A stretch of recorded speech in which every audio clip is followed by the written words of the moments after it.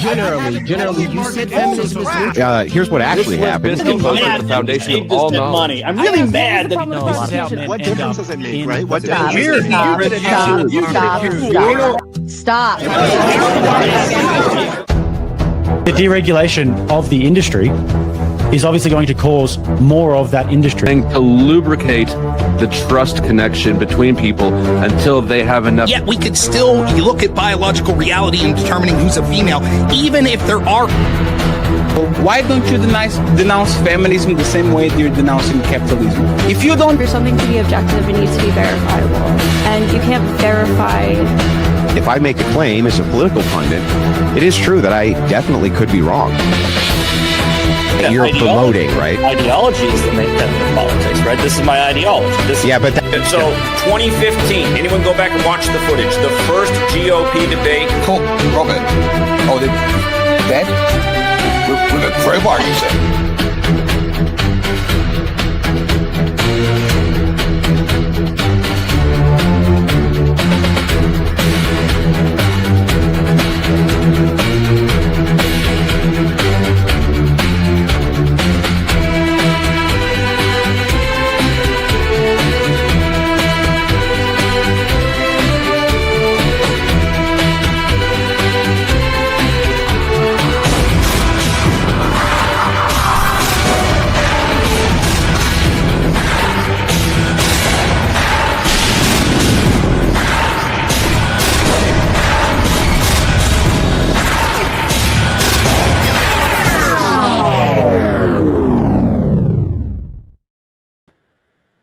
And good evening, ladies and gentlemen. Welcome back. I am Sarah the Raging Tomato here, bringing to you another live debate between the one and only John Felix. And of course, you know him. He's been here before, Connor from Counterpoints.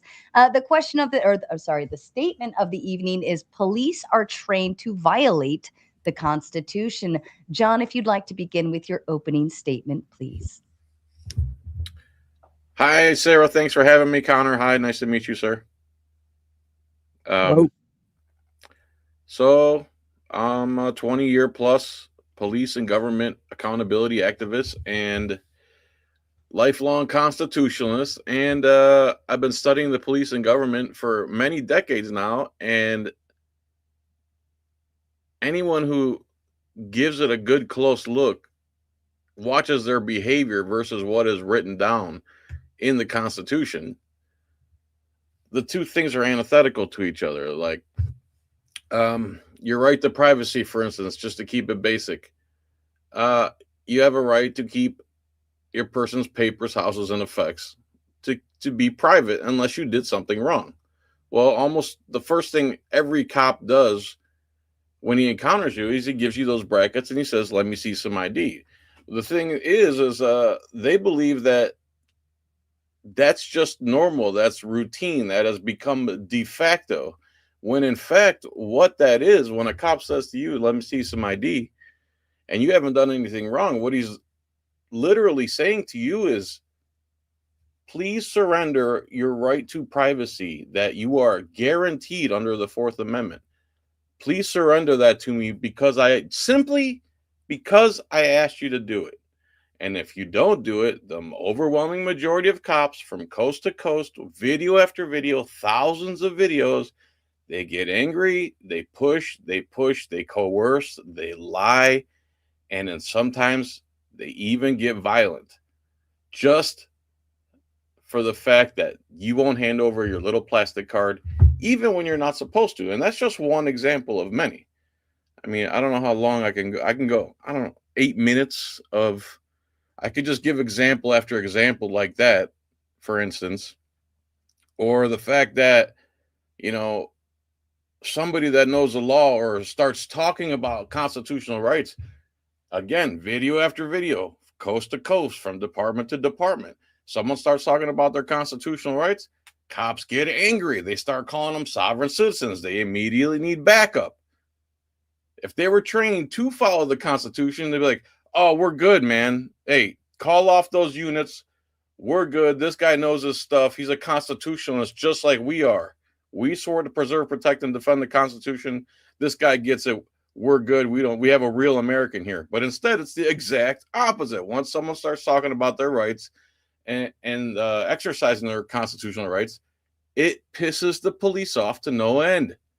And if they're not trained to get upset by someone exercising their rights they swore to preserve, protect, and defend, if they're not trained to get upset, then why do they get upset? If they were trained to preserve and protect and defend the Constitution like they swore to do, they would be so happy when somebody said, no, thank you, I don't want to ID, or no, sir, I don't want you searching my car, or come back with a warrant. That would make a police officer proud if an American said, come back with a warrant. Instead, it's the exact opposite. And it's because they're trained to circumvent and get around people's constitutional rights, either through threat, duress, or coercion, one way or another.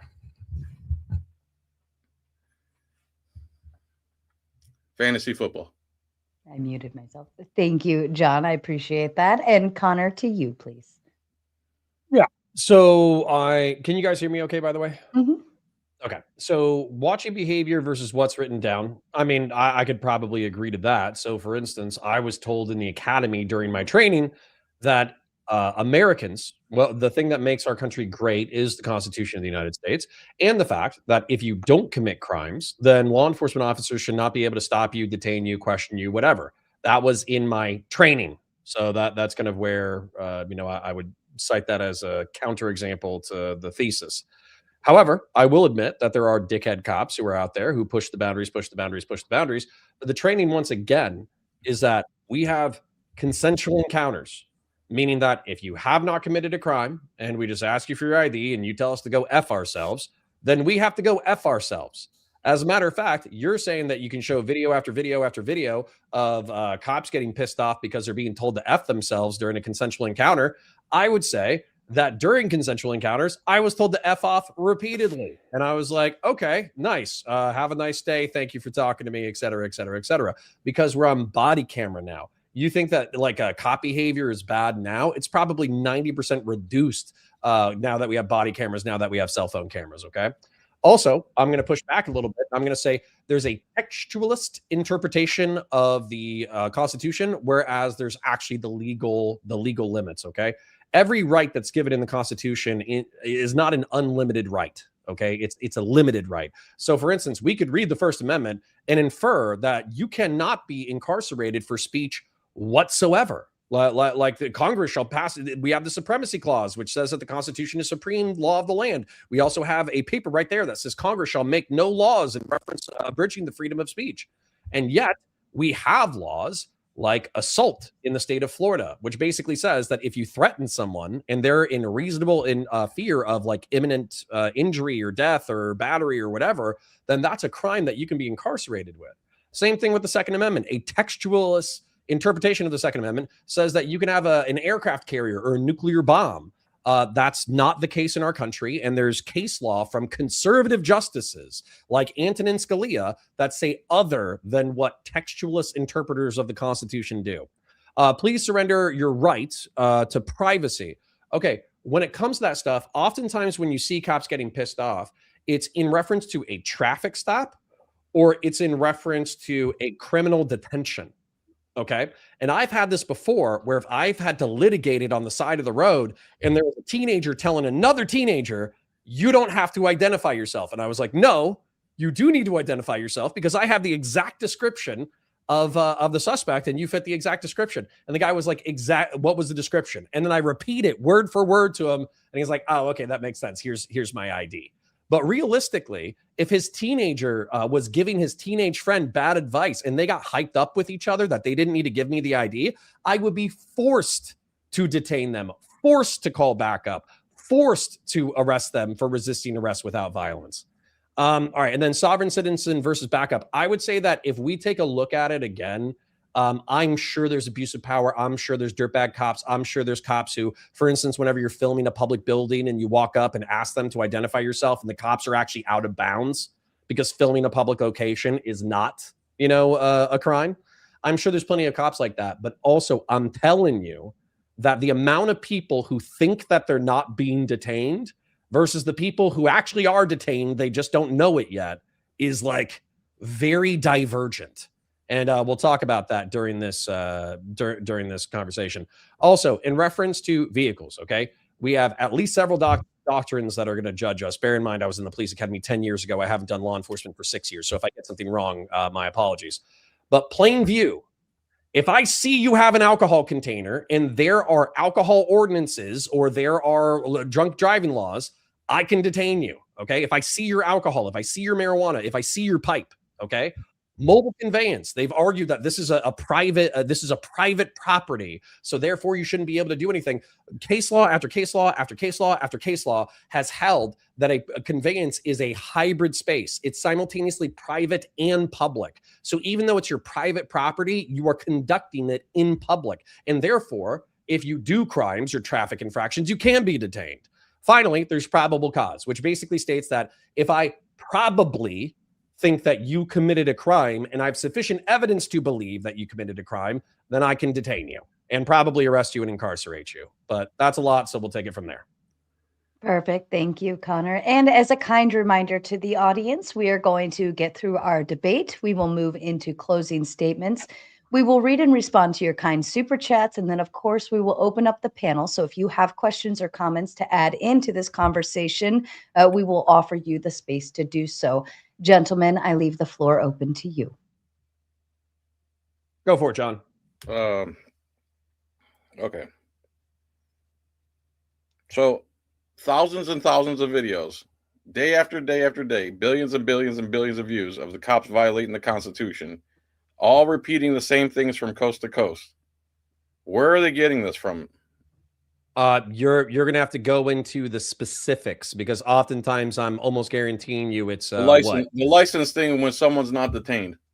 Because I brought up the fact that they try to threaten duress and coercion to get a license from you, and the majority of cops get angry when you won't give it to them. And I'm talking about consensual encounters. They just walk up to you and like, there's one thing. How come they do that from coast to coast when, in fact, almost every state you have to have RAS and PC to get a license from someone? Okay. Well, hold on. So we kind of need to break this down. All right. Mm-hmm. So if you're talking consensual encounter, typically any traffic stop is going to have an inciting violation. And there's so many violations. Forget traffic stop. Okay. So you're just talking about somebody's standing on the sidewalk and someone calls the police on me because they don't like whatever. Cop has to respond because in this day and age, they have to respond for every reason, it seems like. So they respond. He walks up to me. Boom. He does this number. I say, no, thank you. And now we start this circus. Well, see in thousands and thousands and thousands of videos across YouTube where the cop starts getting mad, starts lying. He starts saying, you have to give it to me. If he'll say, am I being detained? You're not free to go. They'll never answer a direct question. Like, you don't know all these techniques and tactics that police do? No, I'm sure I do. Okay. But I also think that there's something that we need to talk about, which oftentimes is context. So for instance, like, let's say there was actually a case, I think it was out of California. There was a gentleman who was sitting on a park bench enjoying the sunset or whatever, and he was detained. And then the cop basically forced the issue. And he was like, I'm in a public park. I'm sitting on a bench. I'm not doing drugs. I'm not drinking. I'm enjoying a public space. Why are you detaining me? And the cop was like, you have to give me your ID. And then eventually they beef. And then eventually the guy gets arrested. Well, what ends up happening is, because we have body cameras now, the city ended up having to pay hundreds of thousands of dollars because there was no reasonable, articulable crime that was there. However, typically, when it comes to law enforcement officers, there are, I guess, what you would call like quality of life crimes. So, for instance, trespassing, loitering, and prowling is kind of a vague one. Resisting without violence is a vague one that typically gets dropped by the state attorney. But it's, when in doubt, resisting without, right? So the whole point. My only arrest in my life was for that garbage. But go on. I'm sure you might not have been guilty of an underlying crime, but you might have been guilty of contempt of cop, right? I was protesting an unconstitutional Fourth Amendment violating DUI checkpoint. Absolutely. They didn't like it. Well, there you go. Yeah. So, but I'm sure they hit you with the when in doubt, resisting without. They hit you with resisting without violence, and then it was probably dropped by the state attorney, right? No, it wasn't dropped. Not even close. Oh, okay. Well, we could talk about the circumstances of your protest, arrest, and incarceration if you want. But no, you said it right. They use catch-all terms for when they don't have anything solid or constitutional or want to do actual police work. They do catch-all charges like disorderly and like resisting without violence. You're proving my point for me, but go on. Well, no, but I mean, these things are things that have survived case law. And as I was saying earlier, there's textualist interpretations, which is effectively you just read the text of the Constitution and you think, oh, we're done now. Like we don't have to analyze anything else. But clearly the way that the Constitution has been interpreted for the past 250 years is we read the Federalist Papers. We read contemporaneous articles written by the people who were crafting the laws. So we read other judges who have judged things in the past 250 years. Which Constitution do the police read? Which version? I mean, I read the normal one. How come I'm reading a different? The one I read is completely opposite to what I see them doing in video after video after video after video. So let's hit one that I think is obvious, okay? Because I believe this for a really long time. The Second Amendment, right? A well-regulated militia being necessary to the security of a free state, the right of the people to keep and bear arms shall not be infringed, okay? A textualist interpretation of the Second Amendment that is argued by libertarians all the time is that the clause is separate. So a well-regulated militia being necessary to the security of a free state, okay? That's one clause. Second clause is the right of the people to keep and bear arms shall not be infringed, all right? So the way that textualists have interpreted that is saying that any restriction on any concept of like firearms and capacity to bear and all that kind of stuff is an infringement upon the Second Amendment itself and therefore is invalid. Okay, that's a textualist interpretation of the Constitution of the United States. That's not the way that law has gone for the past 250 years. What's happened is they've made ordinances, they've made laws, city, county, state, saying that you can only bear weapons in reference to this context, or you can only bear these kinds of weapons. Those are called infringements. Okay, but you know what's funny is one of the most conservative justices in American history, Justice Antonin Scalia, said that there's no unlimited rights in the Constitution. Reasonableness is another metric. Nothing unlimited, but when you're talking about a free country, you're always supposed to go towards freedom in the citizen, not the government, not the police officer, not the judge, and not the politician, who all have case law immunity from the actual sovereigns, the people. I don't think I think you've got it inverted, buddy. I think every society since the inception of the concept. Do I have qualified immunity as a citizen, or do police have qualified immunity? Police have qualified immunity. So which one of us would be sovereign from the law then? I don't know how you're using sovereign. Sovereign is all of us have to do this. The sovereign is above the rest of us.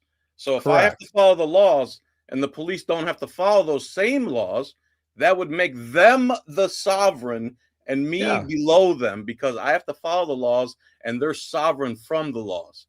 I think I'm saying that. So you're saying cops are sovereign citizens, judges are sovereign citizens. No, they have immunity. Sure judges have sovereign immunity and police have qualified immunity. Can you thus they're sovereign from the laws the rest of us have to follow? Yeah. So sovereign, a supreme ruler, especially a monarch. Okay. So especially, so hold on. Especially. Okay. So hold on.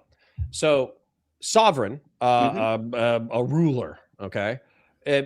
English common law arguably roots all the way back into Roman Republican law and Roman imperial law. Okay. And what it says typically is that in a dispute amongst citizens, you do have to defer to the state as like a neutral third party. Now, the sovereign gets, or the king gets, or the Caesar or the emperor or whatever, he gets a higher station within society because he's invested with the power and responsibilities of maintaining civilization. So he has sovereign immunity. But we do that in democratic societies as well, of course.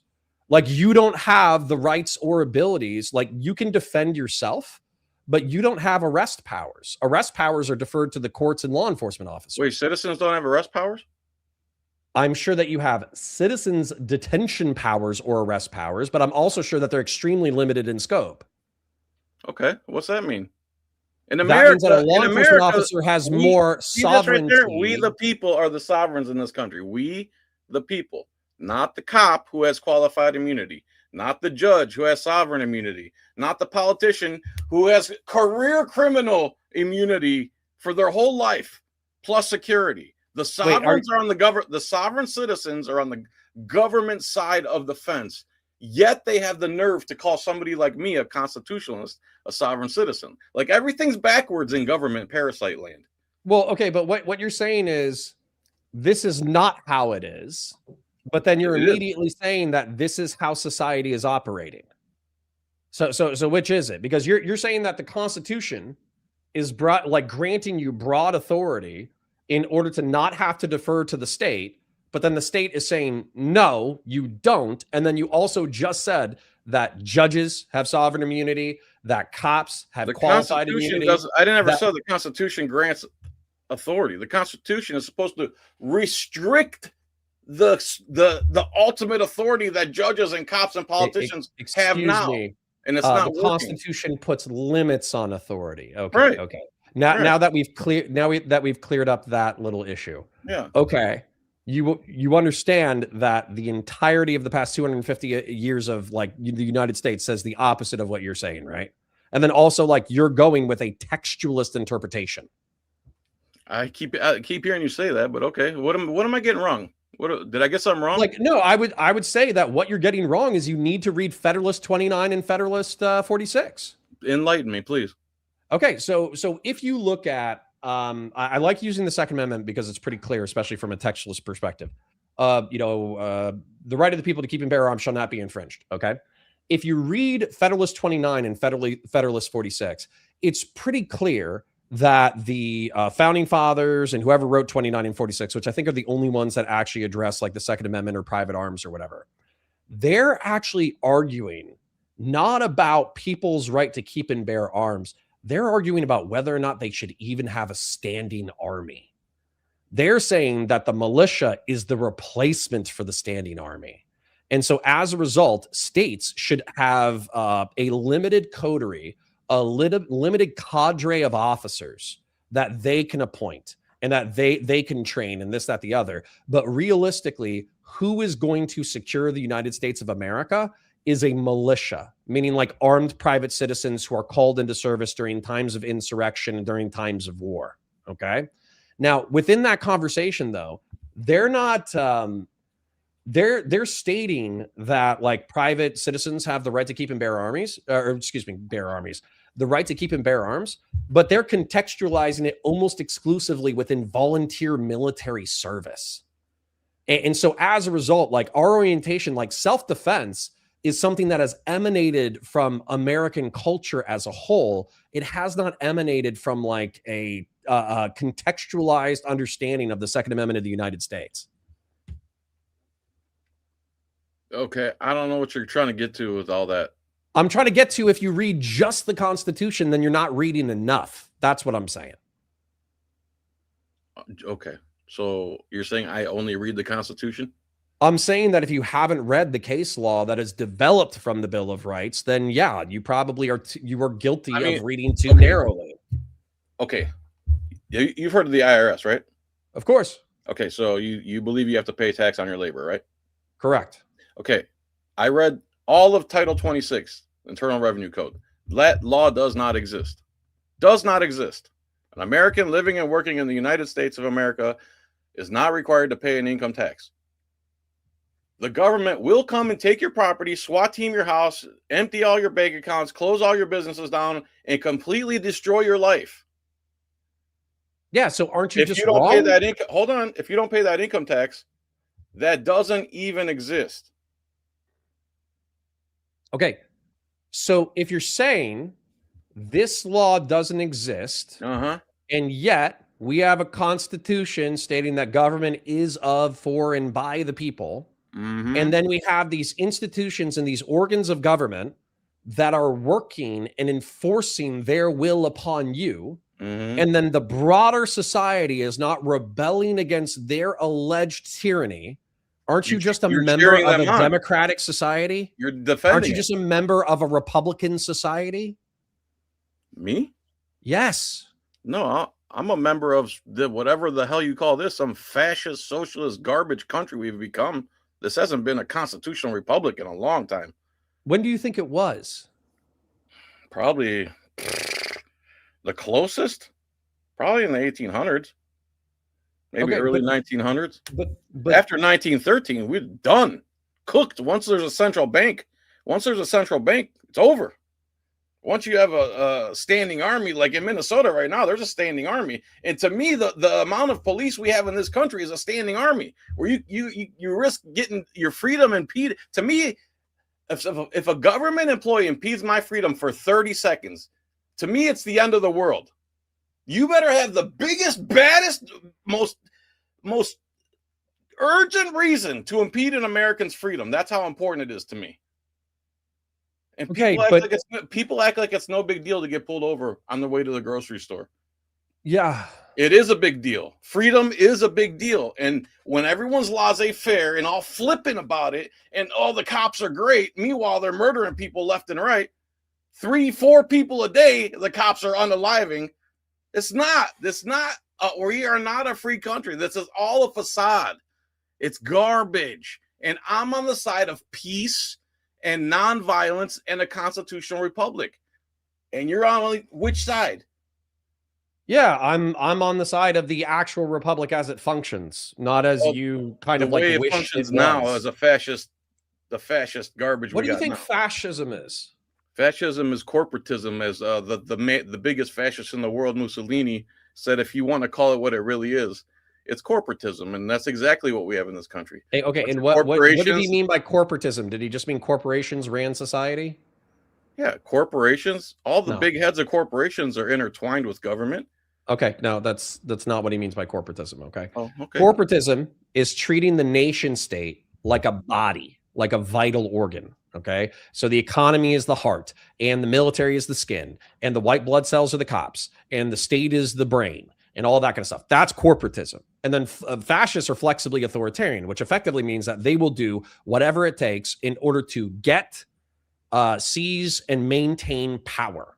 Okay, that is fascism, is political corporatism and flexible authoritarianism. So once again, I would say, like, you're reading, which is great, and I love that you're reading, but you're not reading enough, because believing that this is fascist, you could say it's like authoritarian within like certain realms or whatever. But if you compare it to the authoritarian fascist regimes of Nazi Germany, Franco Spain, Italy, or even like Pinochet Chile, like we are nowhere fucking near those societies. Why is that? Because the dictator can't just walk in and say, hey, fuck you, I want your property, I'm going to kill you and take your shit. Yes, well, they don't do that here with the IRS? Do you think there's a difference between you? Like, I don't, okay, we'll avoid personal stuff. In Nazi Germany, they dispossessed entire classes of people and say that we do not believe that this is a part of our nation. These are not a part of our people. These are foreign entities. And so as a result, like the we Indian can detain them, we can ghettoize them, we can liquidate them, and we can seize all of their property. And that's what happened. Isn't that how America was started? Yes, started, but the Native Americans were not a part of our national body because they didn't recognize the sovereignty of the Republic of the United States. Do you have an equivalent since like 1776 besides Native Americans, where we identified a segment of our society that was not a part of our society, violated their rights, liquidated them, and then seized all their property? So what? Tell me the closest thing you're going to have is slavery, and we kind of fought a big war about that one. So you think so America going all over the world, 190 countries, military bases everywhere. We're not a fascist. No, we're like a liberal commercial empire. Okay, you're just putting different labels on it, honestly, at this point. No, okay. I'm not. I actually gave you a very specific definition of fascism, and I'm telling you something else. So, do you know what liberal means? I know there's different variations of liberal. Your Thomas Jefferson liberal versus today's liberals. You emphasize liberty from government and freedom in general as a universal human good, right? Like maximal human freedom. That's liberalism, ideally. I want to know how cops violate the Constitution, man. We can go back to it.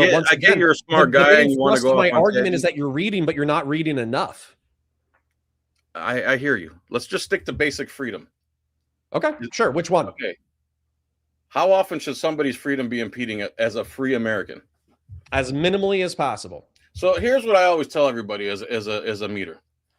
If there's no victim, there's no damages, there's no trespassing, and there's no endangerment of the public, You should be a free person to live as an American, as a free person. I agree with that. Okay. But guess what? What? Endangerment of the public is where you're going to bump into libertarians arguing about risky behavior. So, for instance, if you do 20 miles an hour over the speed limit or whatever, have you really hurt anybody?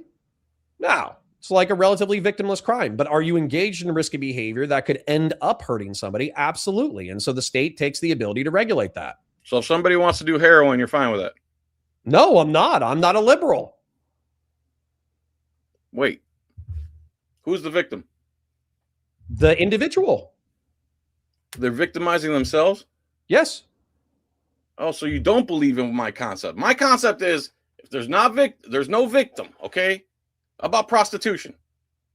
Yeah, same thing. There's a victim in prostitution? Well, I mean, I make a joke about it, but realistically, like, I want to turn Miami into like a sexually depraved like mecca for all the liberals and libertarians to go do whatever the fuck they want. But yeah, I think in the rest of the country, they should, prostitution should be banned. Why? Because it's bad for society. It's bad for individuals. So you're not a constitutionalist? No, I think I am. I 100% think I am. I don't think that the Constitution says that you need to tolerate endless amounts of crime just because you feel like it. I think that's very silly. Yeah. Okay, so you don't believe there needs to be a victim then? You believe in victimless crimes? I can't. Yeah, there are someone can be a cop or victimless crimes, but I would say that there are victims in said crimes. There's victims in victimless crimes. Yes, because for instance, if you're trafficking tons of heroin into the United States for sale and consumption by Americans, you might be able to produce heroin in Afghanistan, traffic it through Europe, have it get to the United States, and then have somebody use heroin, and you might not kill anyone along that supply chain. Okay, let's say you have the world's most ethical heroin supply route. Okay, and yet what's happening when that person is consuming their heroin is that it correlates with total depravity, total economic depravity, total social depravity, their lives imploding, families getting destroyed, abandoned children, neglected family members, burnt cash reserves, all that kind of stuff. And so there's all these deleterious effects to drug addicts that I don't just want to go, oh, well, they're not hurting anybody else, rubber stamp. So, that's why a lot of people call me a liberal, because I believe in maximal human freedom, but there's limits to the freedom that I want to let people have. Because I'm not insane. My man, you're contradicting yourself a lot, man. I do just want to kind of jump in just to let us know we are kind of like veering. It is still in the topic, but it's a very side note of it. So I didn't know if you wanted to try to bring it back to the police and actually violating the Constitution. Well, once again, I think the thrust of my argument is that, like, you just don't believe the case law of the past 250 years, including stuff that's gone up in front of the Supreme Court of the United States. You just don't think it's valid. You think people wrote down words on the Constitution, the Bill of Rights, and boom, that's it. That's all we have to go off of, which is not true. I just told you there's no law that says you got to pay income tax, and they put people in jail over it. So even if there if I Google right now, hold on. Even if there isn't a law, they will SWAT team your home and ruin your life. Okay, so if I Google right now, when did Congress pass the income tax? I'm not going to find a specific piece of legislation that was passed probably in the late 19th, early 20th century. They'll say the 16th Amendment, but just like you said, you have to read, you have to get into it. That's what started me in activism to begin with. Okay, so I'm sorry. Why don't you just call your accountant and say which law requires an American living and working within the United States to pay an income tax? Not one of them can produce it. Not one. Okay, why don't I just pull up the 16th Amendment to the United States? Go ahead. The 16th Amendment says they can lay tax on any source derived, but that there's been Supreme Court decisions. You like the Supreme Court, right? That said that the 16th Amendment has given no new power of taxation. So whatever was before the 16th Amendment was after the 16th Amendment. And I'm an expert on this subject, so you're really going to waste your time if you think you're going to take a 5-minute Google search and... No, I'll just read it out loud. Congress shall have power to lay and collect taxes on incomes from whatever source derived without apportionment amongst the several states and without regard to any census or enumeration. Mm-hmm. So is that not just Congress has the right to tax? So there's constitutional taxes and there's unconstitutional taxes. So direct unapportioned taxes are unconstitutional, and indirect apportioned taxes, like sales tax, like a tax where it's not mandatory through the barrel of a gun. That's the whole purpose of a constitutional republic. The taxes that the government brings in are constitutional. They're indirect. They're voluntary. It even says voluntary in Title 26. It's all based on voluntary compliance. And then the government takes that budget and they budget their country. But you can't do that. You can't go and fight all these wars and have 1 million police officers in a police state and all this weaponry and control the whole world and become this empire with just indirect constitutional taxes. That's why they have direct unapportioned taxes, and it's through the barrel of a gun, because there's no law that says you have to do that. Okay. Give me 1 second. I mean, I hate to go for you're going to go to section 61. You're going to go to section 61, and then you're going to end up in Title 26, section 861, T-through T-14, and it lists who's liable to pay a tax on their labor who lives and works in the United States. Hold on. So the way that I'm reading it, and I'm assuming the way that it's going to be interpreted. So Congress shall have the power to lay and collect taxes on incomes from whatever source derived without apportionment among the several states. And there's no clause or period there. So wouldn't it be saying that you can't tax the different states differently? Like a portion, like it seems like there's a subject. The 16th Amendment, in order for a tax to be constitutional, it had to be indirect and apportioned. Well, they didn't like that, because then you had to work within a budget and you couldn't have a central bank and the IRS. So what? They passed it the same year. Passed what the same year? They passed the 16th Amendment and they passed the federal income tax the same year. So you're saying correct. Like, well, they wrote it this way, but then they passed a law immediately afterwards saying the opposite of what the amendment said. So the Federal Reserve Act, the IRS, the Federal Reserve Bank, and the income tax are all one big Ponzi scam that was created because they didn't want to work within a budget, a constitutional indirect tax budget. This way they could just print all the money they want with the fake Federal Reserve Bank. We've all know that the Federal Reserve is not a government bank, right?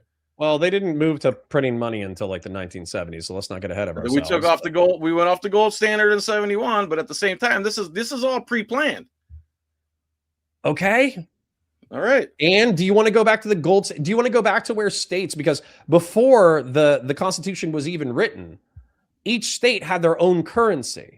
Mm-hmm. But as a result of having their own currencies, they also had the problems of their own currencies, where fiscal policy and governmental policy were not unified.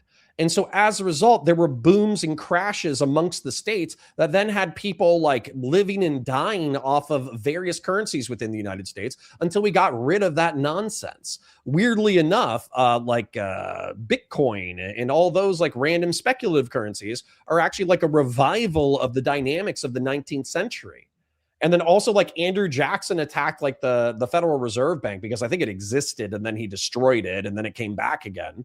But the whole reason why we have a central bank is to like manage monetary policy for the past like 200 years or 150 years. And it's way better than the 19th century booms and busts of random currencies. That's not why we have a Federal Reserve Bank.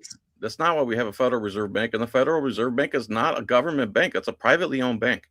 I don't give a shit. If it's a central bank that still helps the United States government manage the flow of like Keynesian, you don't give a shit if gold standard economics. I don't give a fuck. If private owned families control your country's monetary policy, you don't give a fuck? No, I don't give a fuck, because let me ask you a question, okay? So here's the thing with the gold standard, all right? We have the value of $1. Hold on. Track me with this, okay? I want you to listen to this. So that's good stuff. Okay, so we have the gold standard through 71, right? And realistically, I think that you probably think that any currency the United States does have should be proportional to something that of actual tangible value. Am I presuming correctly? You mean coin, like the Constitution says? Sure. Okay. Specie money, yeah. Okay. So at the same time, let's go ahead and talk about value real quick. So how much is a sandwich worth to you right now? Well, I'm not that hungry, so not that much. Okay, so $5, $2, $10, whatever. Okay. Now say it's the apocalypse and it's been like 30 days since you've eaten. How much is that sandwich worth? Your life. Right. And so the whole point of fiat currency is saying that a F-35 jet, an F-22 Raptor, the military industrial complex, TV screens, monitors, microchips, all of these things are and foodstuffs are more tangible and more real than a randomly, arbitrarily selected, valuable mineral. So like gold, like gold is valuable because it has like utility, but we've also chosen it as a symbol of money. But realistically, like in an apocalyptic scenario, do you want a bar of gold or do you want a sandwich? A bar of gold. Well, not if somebody can walk up, not if you don't have a gun, right? Because if you have a gun, a sandwich, well, if you don't have a gun and you have a bar of gold and you have a sandwich, then a motherfucker with a gun can take both, right? You mean I got 30 seconds to live and I got to pick between a sandwich, a gun, and a gold bar? I mean, you can set up the situation to make it whatever you want. But if I got... But that's not even the point of what I'm saying. The point of what I'm saying is that like value is relatively arbitrary and the things that we select to back our currency are still real tangible things, even when we're printing money. Like what? Like dams, infrastructure, road, cars, fighter jets, you can't put all of that shit. But you can't put those in your pocket. You need. I mean, depending on what it is, I probably could. I mean, I got microchips that I put in my pocket right now. You're gonna go chisel a little piece of dam and put a little concrete in your pocket? No, but some poor African overseas is, and as a result, I'm gonna have a modern technological innovation that's miraculous in my pocket. The amount of like a human wealth that has been unleashed in the past 150 years because of these fiscal choices is insane. The commercial empire, you act like the commercial empire, the American liberal fascist. Aren't we 40 trillion in debt? And don't we make $30 trillion a year? You don't care that a private family runs America's fiscal policy, and you don't care that we're 40 trillion in debt. As long as it correlates with real economic. Okay, do you have you ever had a mortgage? Yes. Okay, do you have a mortgage right now? Yeah. Does it bug you that you're $100,000 to $150,000 in debt? Does it what? Does it bother you that you're in debt in order to own a house? Yeah. Okay, but what are you doing about it? What do you mean? Paying it off. You're being economically productive in order to make sure that your debt is serviced, right? I do the best I can. Okay, that's the United States, man. That's what we're doing. We're servicing our debt through economic productivity. Current United States, less than 100 years ago, one man could have his family at home, his kids in a decent school, his wife raising the kids, making an hourly rate, and being able to buy a house and raise his kids and pay off his house and hand it down. How long ago was that? Less than 100 years. Less than 100 years for sure. But it was the post-war period, because 100 years ago, back when we had policies that were more similar to what you want. Bro, you're not a debater. You're a philosopher.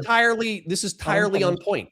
Back when we had the fiscal policies that you wanted, that in the late 19th century and the early 20th century, people didn't have pots to piss in because they had such an undignified economic life.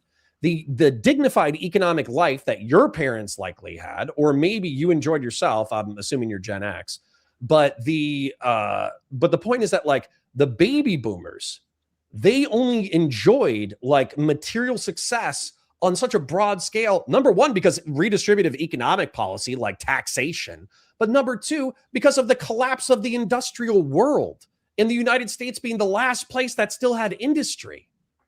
So no, that entire like the 1950s, 1960s economic golden age was not birthed by laissez-faire 19th century style capitalism. It's a mirage. It's bullshit.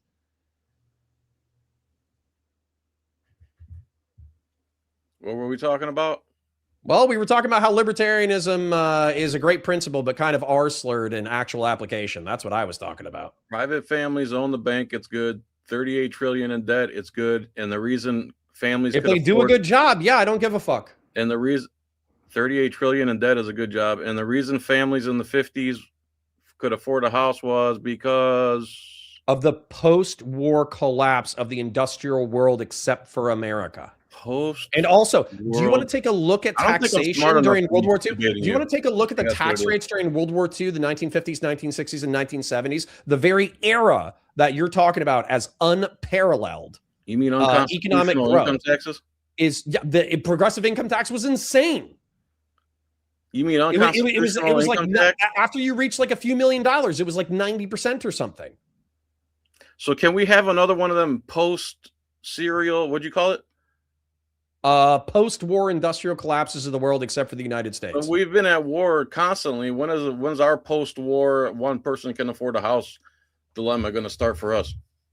Well, I mean, arguably that's more of a, well, actually, hold on.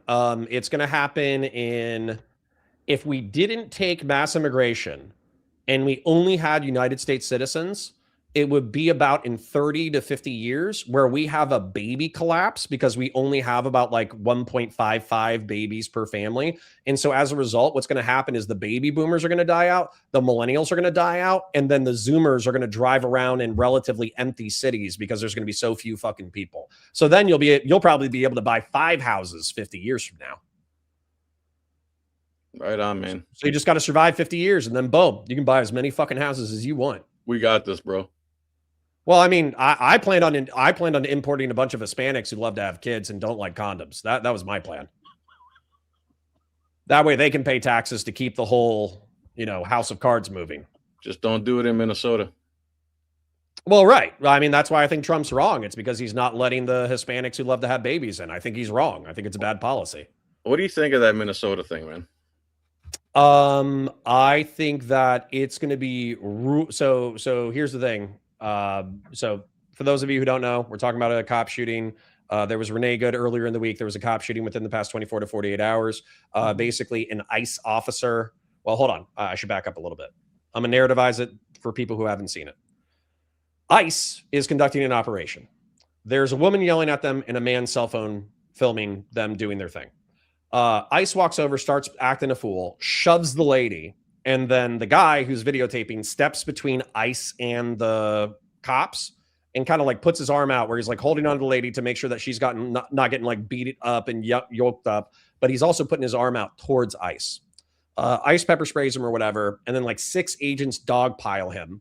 And while they're dogpiling him, because it's basically a monkey trying to fuck a football, excuse my French, what happens is one officer runs over and yanks the pistol out of the guy's like 6 o'clock, 7 o'clock holster or whatever, but he screams gun. And so simultaneously, an officer that was standing next to him thinks that he's being warned about a gun and shoots the guy in the back, even though the gun's already gone, and he kills that guy. That's the description of the events as far as I see it. It's going to be a bad shoot in that the threat was gone by the time the trigger is getting pulled. The reason why that cop is not going to be incarcerated, though, is because he's going to say, I was acting in good faith. I did not see the gun get pulled away. I heard another officer scream gun, and I presume that the suspect was pulling it, which is why I shot him. And that's why he's not going to get incarcerated. What's that? Immunity. They also have immunity, police officers. Well, I mean, sovereign immunity is for civil suits, not criminal statutes, but you're right that they're probably going to close ranks and they're not going to charge him with a crime because they're going to say that he was engaged in the lawful performance of his duties. And even though he did a homicide, he reasonably believed that there was imminent threat of death or great bodily harm. And therefore, he pulled the trigger, not having the entirety of the information. But the death was effectively like it's like an accident.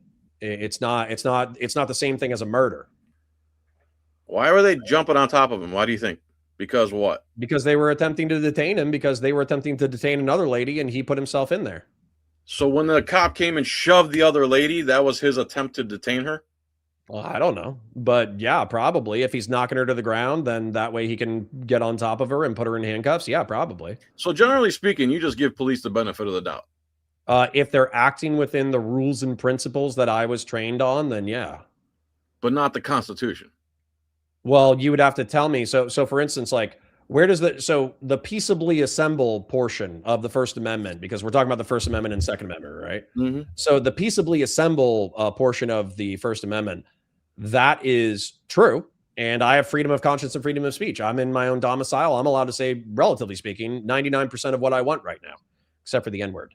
But as a result, like, cops, generally speaking, cannot fuck with me. But if I'm in a public place and I'm interfering with a law enforcement operation, even if I do it as a protest, even if I do it as civil disobedience, even if I'm doing it on purpose, I can still be detained and arrested, of course. So yeah, there's limits to your speech. Like I said, there's no unlimited right. Did he do something that was illegal? Who? The guy whose life was taken. I would say that, like, if you're told by cops, if you're snatched up by cops and you don't immediately go to the ground or whatever and surrender, then that can be construed as resisting without violence. Okay, so comply or die is basically where you stand. Comply or die. Or you can beat the rap, but you can't beat the ride. Same thing. That's what I say. Comply or die. So no, I say you can beat the rap, you can't beat the ride. So what I mean by that is that I've been hearing that since the 80s, bro. What's that? I've been hearing that catchphrase since the 80s. I know. Well, it's a great phrase because it keeps people from being killed. Your advice gets people killed. What advice did I give? Well, you said comply or die, and you said it. You said that derisively. That's the government's policy. Okay, but you're saying that derisively. You should comply, and you can beat the rap, but very often you cannot beat the ride. Okay, so the founding fathers should have just complied. No. Why not? They actually wrote an entire piece of paper about why they didn't comply. Why didn't they? Because they felt that they had a government that didn't represent them. You're getting it now.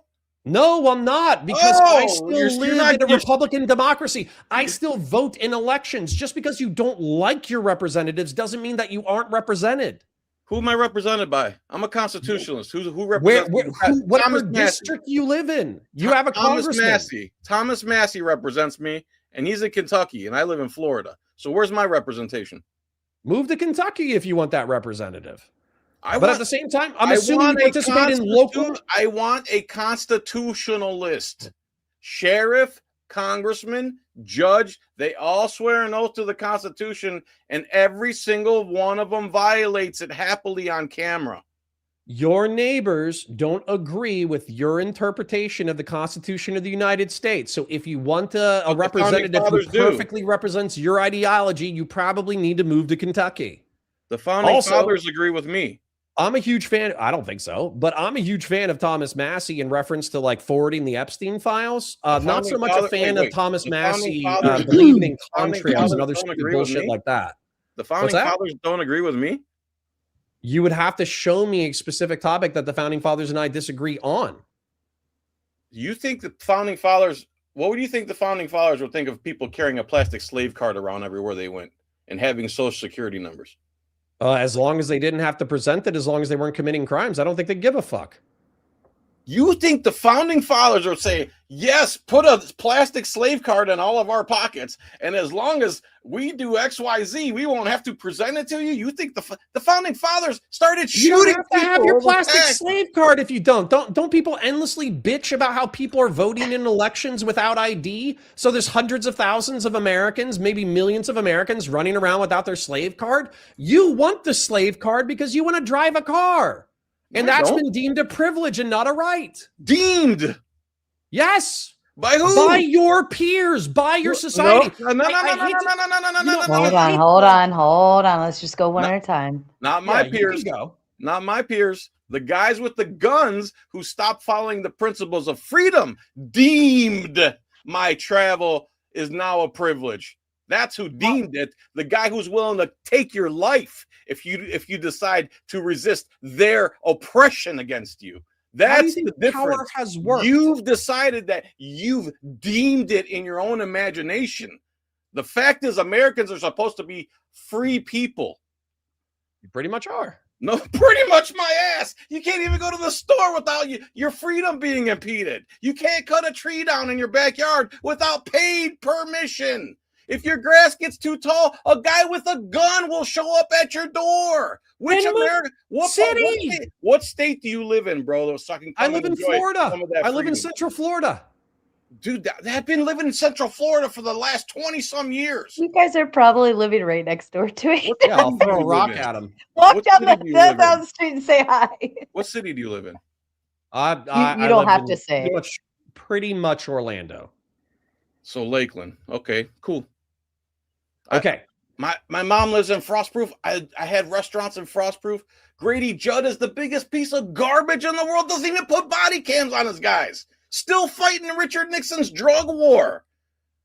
Like the America you believe in is not a constitutional free republic. It's not. You're supporting something completely different. I think you're a textualist. I don't think that you've read further than the actual text of the Constitution of the United States. And I think there's 250 years of laws that support what I'm saying. It's written in plain English, and all you have to do is know right from wrong. Well, right, because you're reading one thing and nothing else. So hold on. Let me back up real quick though, because this is why I'm no longer a libertarian. Okay. I've never been one. You talk like one. Oh, I've heard that before, but Bill Maher says he's a libertarian and he's a gun-grabbing piece of shit who hates the Constitution. So I'm not one of those people. Okay, so I'm what a constitutionalist? what term? Constitutionalist. Okay, Plain as day. Okay. Very simple. The reason why the opposite of police. I think you well, hold on. I'll tell you about libertarians, even if you don't consider yourself one. Okay. Libertarians oftentimes are individualist. Okay, they believe that we're just these like islands, and we're born, and then we're endowed with these rights by our creator, and they're sovereign and inviolable. That has not happened in the history of the fucking planet. So while I love the Declaration of Independence, and I do find the words very pretty, and I do think we should organize our society around it, I don't find it to be literally true. Okay, force, violence is what backs up societies. That's correct. And so as a result, what's happening is you're appealing to all these flowery words that I think you misunderstand from a piece of paper, but you're fucked. The reason why you've paid your income tax is because all the people who misunderstand differently than you will come arrest you if you don't. Correct. The reason why you've paid your property tax is because they'll arrest you if you don't. But that's the predicate for all societies. That's what I'm saying. That's the predicate for all societies. Except a constitutional republic. That's the whole point. That's not even true. We're supposed How do you maintain a constitutional republic if you don't have somebody who's enforcing the laws of said republic? The laws are for the people, not the government. That's the whole point of this country and the experiment of America is that we're not like that. We're different than the countries that use the barrel of a gun to control everybody. That's the whole point of the American experiment. Like, you're proving my point for me. You're exactly right. The only reason we pay an income tax is because we're not organized like the founders were. And they have guys, just like in Minneapolis, that'll just come and storm your house. And unless you're willing to throw your whole life away, you're not going to get your constitutional republic back. It's gone. This is where it's already silly. We had the Articles of Confederation for like a decade or two before we had the Bill of Rights. And then some of the bills were passed in the late 19th century and early 20th century. What's that mean? So the entire amendment process was like designed so that we could change the law as we went around. And what's funny is you keep saying that the 16th Amendment doesn't permit the kinds of taxes that we're currently under. Correct. And yet it was passed the same, the taxes that you're saying are illegal were passed the same year as the 16th Amendment. So how did the legislators get done passing the 16th Amendment? And then they were like, oh, but I'm going to write a law 10 seconds later that's unconstitutional based off of the amendment I just passed. They write unconstitutional laws all the time. A motorcycle helmet law was unconstitutional and it stood on the books for decades. The open carry law in Florida was unconstitutional, but it was still on the books for decades. They pass unconstitutional laws like it's candy. It's like their favorite thing to do. What are you talking about? Okay, so hold on. We're going back to the Second Amendment because we're talking about the open carry law, okay?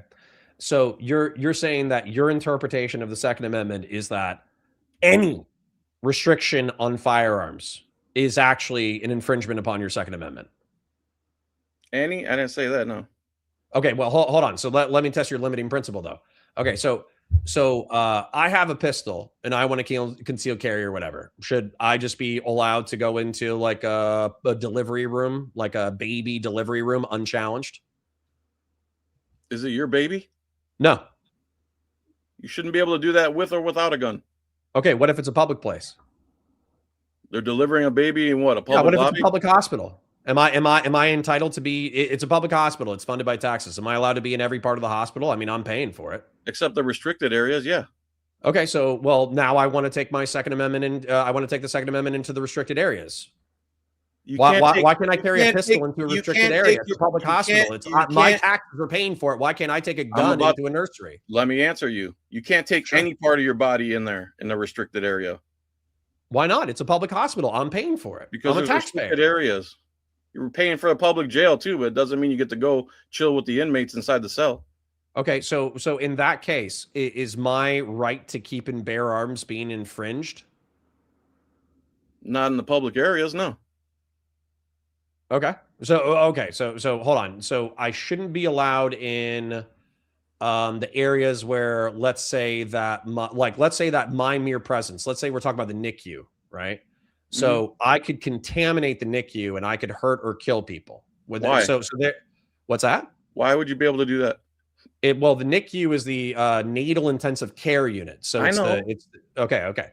So what I'm saying is the reason why that's typically a restricted area is because I could hurt or kill people, right? That's why I can't be in there. Okay. So that's a limitation on my right? No, it's not. Why not? It's a public hospital. I'm paying for it. It's my taxes. Why can't I go in there? Because I already told you there's restricted areas in public places. Okay, why can't I go into the restricted areas? My taxes are paying for it. What's the underlying reason? Why can't I go into a nuclear facility? Those areas are restricted because they need them restricted so they can operate properly. That's why they have areas for the public and areas that are for the employees. Just like any other business. Not a just like any other business. Infringement upon my rights. Your right to do what? Well, I mean, I would say peaceably assemble. You can peaceably assemble in public. Okay, but you're saying that the Second Amendment can't be violated, and effectively, like, you're allowed to own what you want, and you're allowed to, relatively speaking, be where you want, as long as that place is public. What I'm trying to communicate to you, I'll stop being a smartass, I'll just say it, is the point is that there are public institutions that have restricted areas because we've used our reason, because we're effectively reasonable apes, in order to say that if we go someplace, then this bad consequence could happen. And so we're going to curb your ability to do this thing. That exists throughout the entirety of the Constitution of the United States. There's 250 years of case law that says, the right to peaceably assemble. Okay, you can peaceably assemble in front of a public building in a public square. And as a matter of fact, sometimes you have to get a permit so you're not disrupting other people. But you can't peaceably assemble on a highway because you're impeding upon the freedom of other people. The reason you can't peaceably assemble on a highway is because it's not peaceful.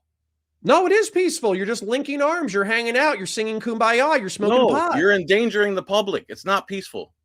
Okay, well, I mean, it is peaceful. All the traffic is stopped. I'm smoking weed. I'm hanging out. I'm at the drum circle, bro. I'm just playing like 1970s rock and roll songs. We're so peaceful. I thought you were more serious, man.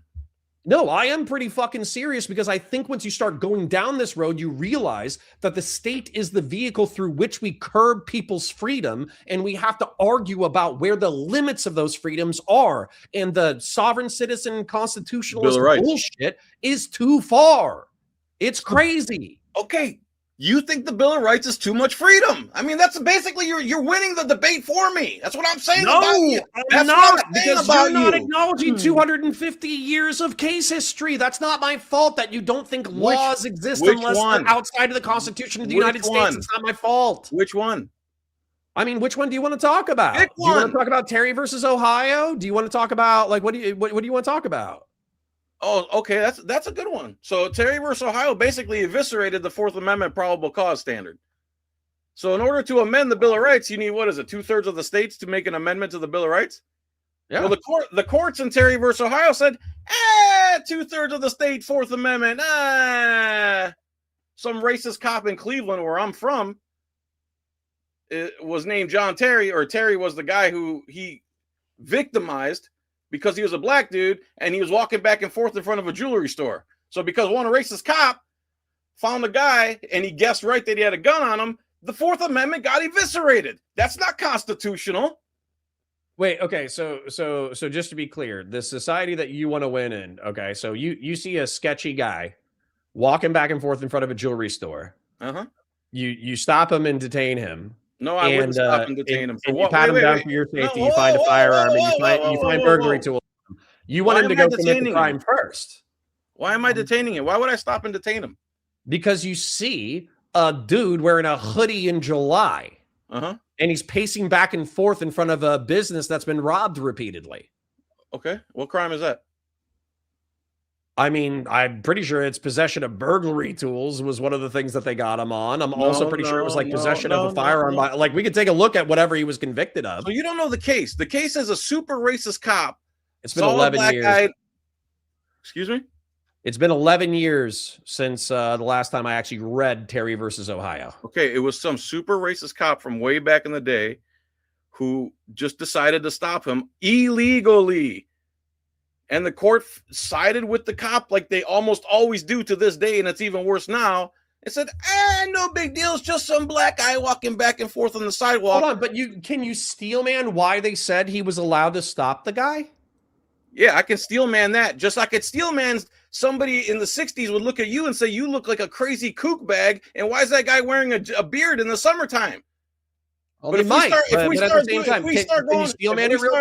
if we start going by societal norms instead of what is actually freedom and what isn't, we end up with, I'm a racist cop. I don't have any standards at all. The courts are on my side. I have qualified immunity. The judge has sovereign immunity. The citizen gets mushed like an old cigarette into the pavement, and then we're not a sovereign people anymore. And you got people like you defending that garbage. Yes, because you haven't steel man the case. The whole point of the case was that I have no idea whether or not that cop was racist or not. He was right. And so what ended up happening was... He was right about what? He said, hold on, I'll explain it. Relax. So what he said is that he's been a law enforcement officer for XYZ ABC amount of years. Based off of his training and experience, he believed that he saw a burglar or a robber who was on the verge of committing a crime. Mm-hmm. He detained said person not knowing whether or not he actually had probable cause. He had like reasonable suspicion. Yeah, no, therefore, that wasn't a thing. Right. It established it, right? So he had neither probable cause nor reasonable suspicion. He had nothing is what he had. Wait. You think that seeing a dude in a jacket in July pacing back and forth in front of a store that gets robbed all the time is not reasonable suspicion? Reasonable suspicion didn't even exist back then. So it's impossible. Right. We're talking about it's impossible to establish these concepts. So it's impossible for him to have reasonable suspicion considering that legal standard didn't exist. So not only did he not have probable cause, he did not have reasonable suspicion. That means he had nothing but a racist hunch. That's all he had. Go on. Hold on. Go on. I've already said it twice, so I'll say it again. These are some of the case laws that have established said concepts. Bill of Rights with case law. Okay, so hold on. Let's go ahead and pull up the two-thirds of the states in order to amend the Constitution. Terry versus Ohio is one of the biggest black eyes to ever happen upon this country, and only cops and government people support that. No person in their right mind. You could take anybody who doesn't talk about politics at all and say, hey, this used to be the standard in America, this free country. Now it's this because this cop in Cleveland saw this black guy walking back and forth. So now the Fourth Amendment gets eviscerated, and now a cop thinks reasonable suspicion is anytime his little fucking dick gets hard and he sees a guy pulling into a driveway that he doesn't like. And then there's 8 million videos about it on YouTube. And then there's guys that come on YouTube and think they're going to debate their way out of that crap. Okay. No, bro. That's not how reality works. I think it is, but I'm going to read the Fourth Amendment real quick. All right, I'm going to read the Fourth Amendment real quick. The right of the people to be secure in their persons, houses, papers, and effects against unreasonable searches and seizures shall not be violated, and no warrant shall issue but upon probable cause, supported by oath or affirmation, and particularly describing the place to be searched and the person or things to be seized. Mm-hmm. So is your interpretation of this? As a matter of fact, let's just ask. Let me ask this question instead of trying to bait it, okay? Somebody commits a crime in front of you, and you're a cop and you're vested with detention authority, okay? What should you do at that time if you're a law enforcement officer and you believe this person has committed a crime? What type of crime? Theft. Which I guess you would arrest him for theft since there's a damages and a victim. Okay. So, but if we're being autistic about the Fourth Amendment, okay, did I have to get a warrant for that arrest? No, because you have probable cause.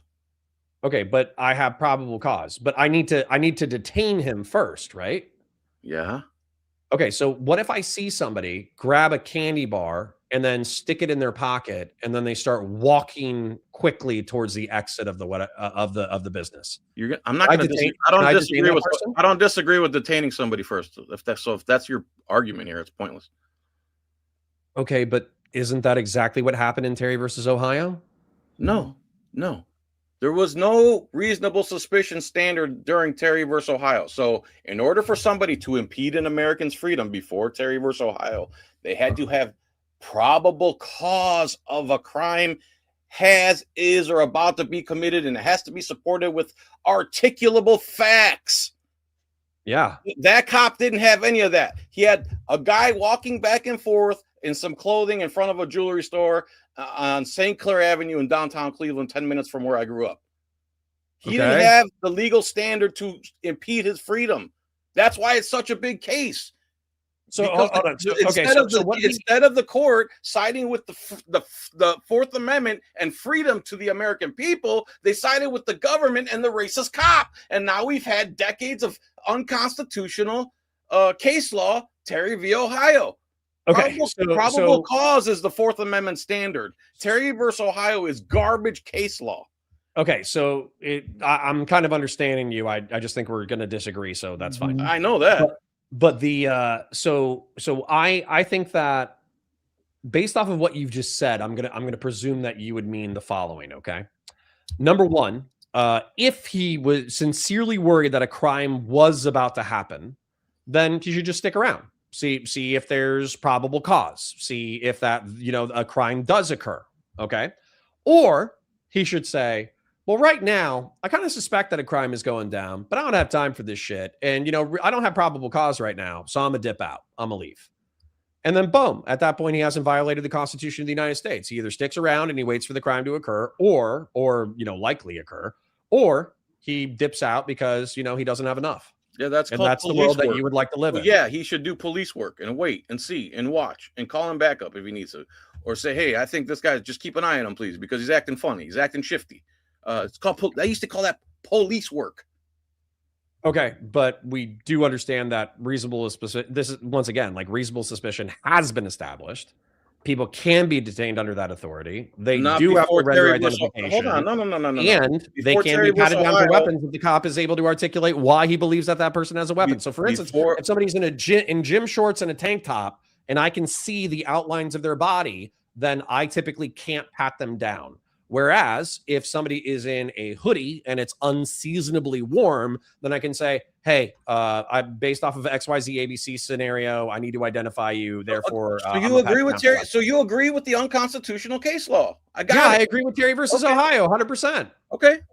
Most cops do. They also agree with Pennsylvania versus Mims. They also agree with license plates. They also agree with slave cards. You guys are statists. You love government.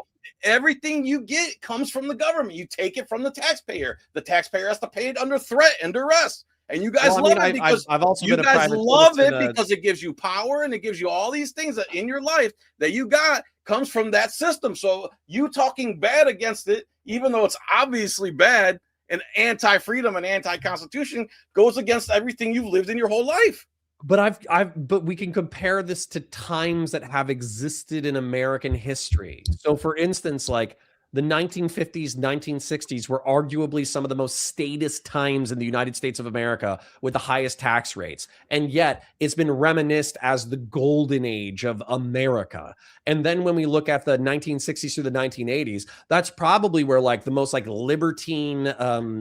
libertine attitudes were taken in the 60s and 70s in reference to drugs. But then, because of the fallout from all of the libertine excesses of drug consumption, we got the drug war. And then the drug war basically spiked violence in the United States between the 1980s and the 1990s. And now we're back into a more statist society, and violent crime has been cut by half. So you're like living in this like beautiful rainbow-filled paradise. I walked outside today, and America is still a very beautiful and very free place, but you're crying like it's the fucking apocalypse, and it's just not.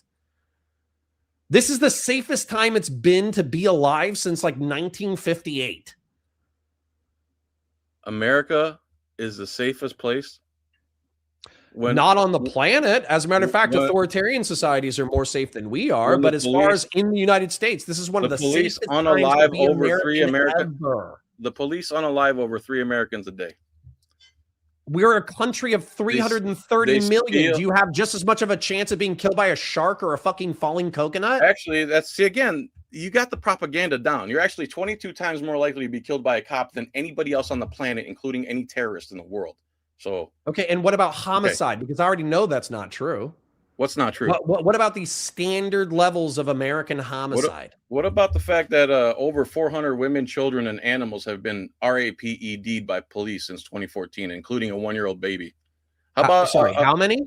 Over 400. How about the fact that a cop in a on his entrance, of 330 million? You understand that's a quarter of a billion people, right? And that's why cops RAPE 1-year-old babies, because there's 330 million people. No, kill those cops. I don't give a shit about that. But I'm saying, like, do you say the same thing about cops who violate the Bill of Rights? Sorry, what's that? Do you feel the same way about cops who violate people's freedom? I don't think we agree on what a cop violating people's Bill of Rights is, like civil asset forfeiture or any of that crap. I don't think we agree on any of that crap. You agree with civil asset forfeiture too? Absolutely.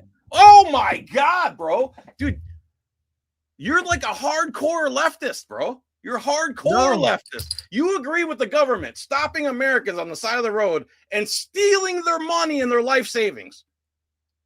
If they got 20 G's and no good reason for having it, yeah, I don't give a shit. And not just that, civil asset forfeiture is not done that way 90% of the time. How about this civil asset forfeiture 90% of the time is taking the assets from people convicted of drug trafficking crimes and sex trafficking crimes, but they can't prove that said assets were necessarily done in a criminal fashion, and therefore they forfeit the assets because they know that there's a likely chance that it was produced as the nature of a crime. You don't believe in innocent until proven guilty. You're saying a person has to prove to you, who the fuck are you, what they do with their money and why they have money in their possession. Dude, think about what you're saying right now. Think about what you're saying. Do we have, if I could maybe ask a question, maybe that like prompts something else a little different.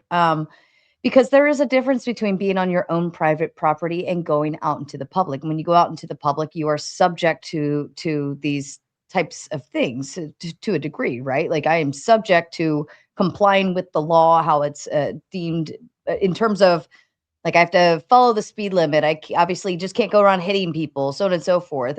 Versus when I'm in my private home, like they actually need warrants and other reasons to be able to come into my door. Is there a stark difference in, John, your interpretation of police violating the Constitution publicly versus how they would violate it privately in that aspect? I think the only reason that they don't violate it more on private property is because they're scared of getting shot. I mean, that's probably true, but that's a good thing. That should be that way everywhere. I mean, they relatively are. That's why the guy in Minnesota got shot. When the government is scared of the people, you have freedom. Shot. When the government is scared of the people, you have freedom. When the people are scared of the government, like we have now, of the public, they just killed that guy just for having a gun the other day. I can't hear you when you talk. Yeah, you're both going at the same time. If we could be mindful of that. My apologies. You said that when the government is scared of the people, that we have freedom. That's right. And when the people are afraid of the government, we have tyranny. What I would say is the only reason why that guy in Minnesota is dead is because the government was scared of the people. So you have what you want. You got it. You really see things backwards. The government was so scared of the people, they came and shoved 2 women on the ground, and the guy who tried to protect the woman, they took his life. Correct. Because they were scared? Yes. Fear and anger are very closely correlated. If they were really scared of the people, they wouldn't step foot in Minneapolis. You want that as a society? Do you believe in immigration and customs enforcement? I want Americans to defend themselves against government. Yes. I don't want standing armies. I don't want standing armies in the street. I don't want a police state where everything's illegal. I don't want to have paid permission to do anything in this country and then pretend that we live in a free country. It's all garbage, bro. You believe you don't care that it's a private bank. You don't care that we're 38 trillion in debt. You don't care if people's freedom get impeded. You don't care if their private property gets stolen on the side of the road. You're not an American, bro. You're not an American. There's infinitely more of me than there are of you. That's exactly right. Thank you again. Thank you again for proving my point. That's the whole problem. People think like you. You fundamentally don't understand the amount of people who believe that you can only look at the text of the Constitution of the United States from which to derive. Yes, it is. No, it isn't. Yes, it is. You think Terry versus Ohio was the narrative that you created on your police report. I never said anything like that. You created that narrative on your little police report, just like you said Terry versus Ohio was unconstitutional. Well, it obviously is. Probable cause. Did he have probable cause? No, but you already said earlier in the conversation. You already said earlier in the conversation that if I was watching a shoplifter likely commit a crime, even before they had committed said crime, let's say that they're taking property, they're walking out of a store, then I can still detain them, even though, not the same. No, you saw him commit a crime. Hold on. You're about to commit a crime. Okay.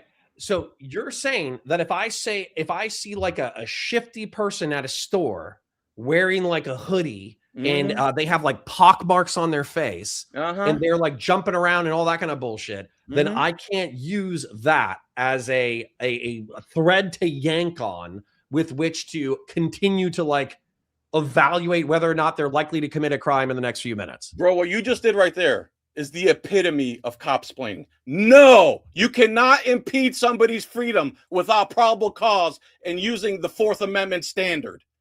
What you just did is what every cop does is cop-splain. I can take it to pull the little thread. Because most people don't like fucking meth heads in hoodies jumping around in their fucking businesses. Correct. Yeah, correct. Most people don't like meth heads with pockmarked faces walking around inside their fucking businesses. You're right. Why don't you do Well, but that is a store, though. They could reserve the right to take them out, and then if they could ask the cop to remove them, which then in turn they could. Correct. Common sense. Hello.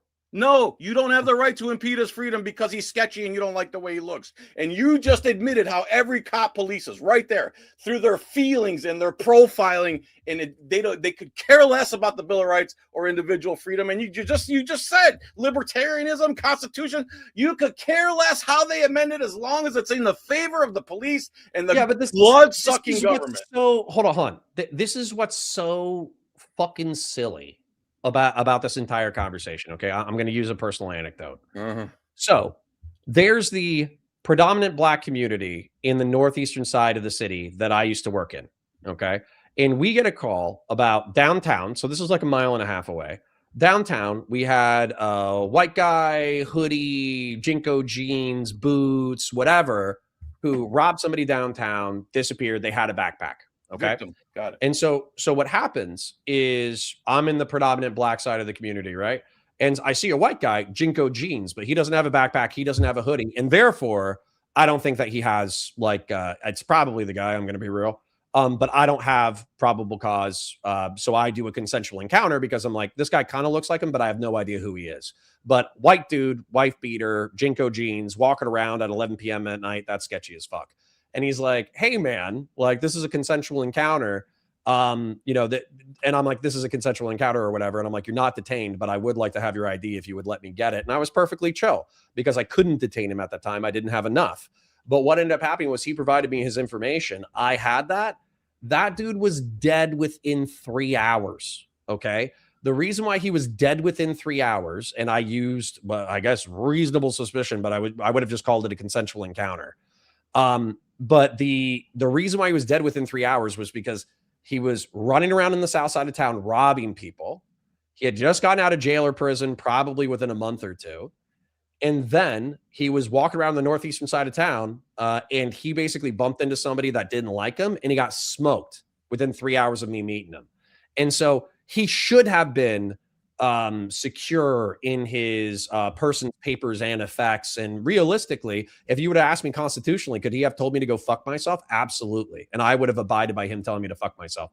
But you presuming that cops can they just need to look the other way whenever there's something sketchy going on. And the only reason why they believe that things are sketchy is because they're fucking racist. Never said that. Bullshit and not in line with reality. Again, I never said either one of those things. You said Terry versus Ohio, that Terry was racist as fuck. That specific scenario, yeah. That's a fact. I'm sorry. I find a young black man walking around in a hoodie in July suspicious. I think that's suspicious as well. Oh, yeah? In which part? Yeah, wearing a hoodie in July is suspicious. Is suspicion a felony or a misdemeanor? It's none. Is suspicion part of the Fourth Amendment? No. So it's not. It wasn't constitutional to stop Mr. Terry, now was it? But can I? Okay, but where you went to probable cause? Whoa! Right? No, I'm not going to answer you directly because I'm going to say exactly. So what you said was, the belief. Oh my God, bro! You're copsplaining, bro. Well, hold on. Let him let Connor give his point. He talked for 2 minutes. I asked 3 questions. He goes, but you know what you're doing, and then he's going to go on another diatribe. I'll let you go. You go on a diatribe. I'll happily listen. Did he have RAS? No, it didn't exist. Right? Did he have probable cause? No. So him impeding Mr. Terry's freedom was against the law. The cop who stopped Terry broke the law and violated Terry's civil rights. He broke the law, not Terry. That's the law you keep defending, an unconstitutional law that was passed because they didn't want to indict a racist cop back in Cleveland. Well, but we understand how case law, we do understand how case law works, right? So especially something that goes up to the Supreme Court, right? It took I believe it was the Fourth Amendment, and it interprets it, it analyzes it, it dissects it, and then it applies that according to that specific case and how that is interpreted. So based on how that is interpreted, any cases that follow the precedence of that will abide by that interpretation of the highest court, right? The highest court being the Supreme Court. If this was like a state thing, then that state would only recognize case law there. But this went all the way up to the Supreme Court. So it may have not technically been legal, for instance, how you interpret it at that time, but the way it was interpreted all the way up to the Supreme Court was that what the Fourth Amendment was providing in that moment in order for him to stop and frisk the gentleman was interpreted to be okay. And so any instances going forward will abide under that interpretation. It doesn't take away the Fourth Amendment. It doesn't negate the Fourth Amendment. It doesn't alter it. It interprets it based on the Supreme Court's ruling and how those judges interpret that law. That amendment, right? So before Terry, so what the Supreme Court did was say it was legal what he did based on the interpretation of the Fourth Amendment. They're not saying it's illegal. They interpret it as okay. This is okay going forward. That's why case law is very vital in terms of precedence and how it's interpreted. It didn't say what he did was illegal. It interpreted the Fourth Amendment based on what happened in that moment. And it allowed going forward a stop and frisk to be okay. Yeah, it's very bad case law that's turned America into a police state. That and qualified immunity and stealing money on the side of the road. These are all unconstitutional acts that the police absolutely love. They love them. Yeah. I mean, I'm disagreeing with him because we've looped a couple of times. So it's not, I mean, I can loop again. I don't give a shit. But the point is that so bear in mind, haven't read Terry since 2015, and I've been out of law enforcement since 2019. So, been a while. But effectively, like the standard reasonable suspicion used for temporary investigations and stops called Terry stops is based on specific articulable facts that suggest a person may be engaged in a criminal activity. And so effectively, like, but we're in a gray area. So for instance, me saying white gentleman, 11 p.m. The reason why I lean towards consensual encounter was because he didn't have a hoodie, he didn't have a backpack. There's no way that I would be able to find the stolen goods because like I can see his clothes, like I can see everything. Maybe he could hide a few things in his Jinko jeans, but it wouldn't be like enough, right? And so that's why I lean towards That's why I lean towards a consensual. What does that have to do with Terry versus Ohio? I don't get it. I think that I probably could have argued that I had like a Terry stop with this young man, and I think I would have been right to do so. The cops and the courts can always cop-splain and court-splain the rights of Americans away. But are you more for the American citizen? Or are you more for the American government? I'm for that's why I'm not a libertarian. I'm a communitarian. I think we are individuals who must balance our rights and responsibilities in reference to the broader society. And I think that you're Don Quixote, so you get to jousting people. Windmills. You're like by yourself jousting windmills. You feel like you get to control people that don't want to be controlled. I don't do it anymore. I've been done with it since 2019. I did it for 4 years. Again, you keep proving my point. It's a psychological thing. You people like you want to control others. You feel like your morals and your opinions and your hunches and your reasonable suspicion should be forced on somebody else who just happened to be walking home or decided to go to the grocery store and pick up some orange juice or something. Yeah, but the same way that and then there's people like me that don't want to be bothered by people like you that just want to be left alone. I'm not trying to be too rude, but I think you're like a privileged baby. Okay, because yes, I think you're a privileged baby. So the Constitution is a privilege. Well, I mean, if you look at like force, then probably, but at the same time, I think that in general, you're probably just a privileged baby. How? So, because you're saying, oh, well, I don't want to be taxed, and it's unconstitutional, and basically you can't do all this bullshit, but blah blah blah blah blah.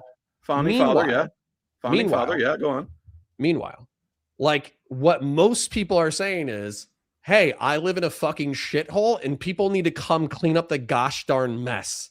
So if we go to Philadelphia, or if we go to Pittsburgh, or if we go to Baltimore, if we go to any of these places that have like a ton of crime, then cops need the latitude in order to deal with people who are doing crimes. So for instance, like you don't think drug consumption should be illegal? Well, there's entire cities, there's thousands of people downtown who are shitting and pissing in open public because they're addicted to drugs. That's why we legislated against it, because there was a communal impact from individual behavior. So the drug war. So we banned the individual behavior. So Richard Nixon's drug war has been going on since the 70s. How's that going so far? We cut violence in half since 1992. What? So that's okay. What is it?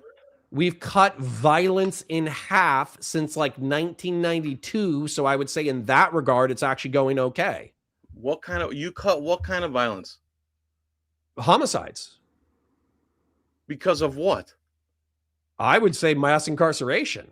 So it's your opinion that mass incarceration has made the American less violent? Yeah. I would also say video games and increases in medical care.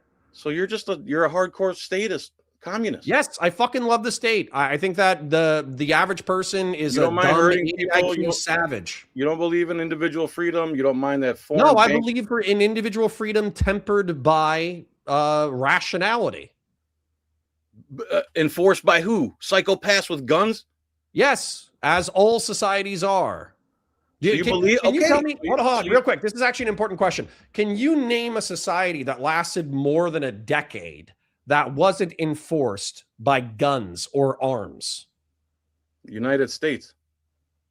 When? What do you mean when? The whole when point did the of the United States Constitution exist for more than a decade without force? The whole point of the Constitution is to restrict the government. Talk about going in a loop. Dude. But your answer I watched some of your videos for 4 hours and you seemed decent. But now you admit it. Everything, all my talking points I had against you, you admit them. You don't mind that we're 40 trillion in debt. You don't mind that we use fake money. You don't mind that you ruin lives with the drug war. The drug war is just a war on people. that's been going on for 50 years. And the only people that want drugs to be illegal are drug dealers and police. They make the most amount of money from it, and the prisons, of course. You guys make all that money, the pension money. You get to live your status lifestyle. And you believe in unconstitutional case law. You're always favoring the state. You believe in cops stealing money from Americans on the side of the road. You don't mind Americans' freedom being impeded. You don't mind Americans' information all over their car. You're just 1,000% a statist bootlicker, bar none. Sure. And I think that the fact that you could not name a single society that existed without like force of arms, United States, and then you cited the United States, but that's not even true. We had the Revolutionary War in 1776. We had like the Barbary Pirate Wars against England, 1814. We had the Native American Wars throughout the entirety of the 19th century. We had the Civil War in 1865. We had slave catcher patrols. We had like so much fucked up shit going on that was all predicated upon force. We're talking about two different things. Yeah, I'm saying, is there a society that exists that isn't predicated upon force? And you brought up a single society that was completely predicated upon force. Well, you didn't say predicated upon force the first time you said it, first of all. Of course. Okay, then amend my statement. Force is everything. Period. Okay. And you don't have any. There's guys who abuse force like you, and there's guys like me who don't abuse force. But you don't have any to abuse. And don't want to control people, and don't want to impede people's freedom, and don't want to steal their money. Okay, can you look at this irony? Can you look at this irony, though? Huh? I, as an individual citizen, I do not have the capacity to do shit to you. Okay, I own your businesses, pay your taxes, whatever. However, I am engaged in paying taxes towards a state that then in turn has people with guns who are going to force you to do shit. Okay? But the point is that, like, you love it. Yes, I like civilization. I think civilization is great. Civilization is amazing. So you love civilization through the barrel of a gun. Society that functions differently. That's your idea of civilization. Show me another civilization that operates differently. Any throughout history. All of human history, the entire history of nature. You're telling show me a species that exists without the capacity for violence. I never said anything like that, but government through the barrel of a gun is the worst kind of government. And anyone that supports all government. Dude, do I have to be that technical for you? Governments that use violence as a main source of control and not for the proper reasons are bad governments. And anyone that supports those type of governments is a bad person and doesn't care about individual freedom or humans in general. Okay.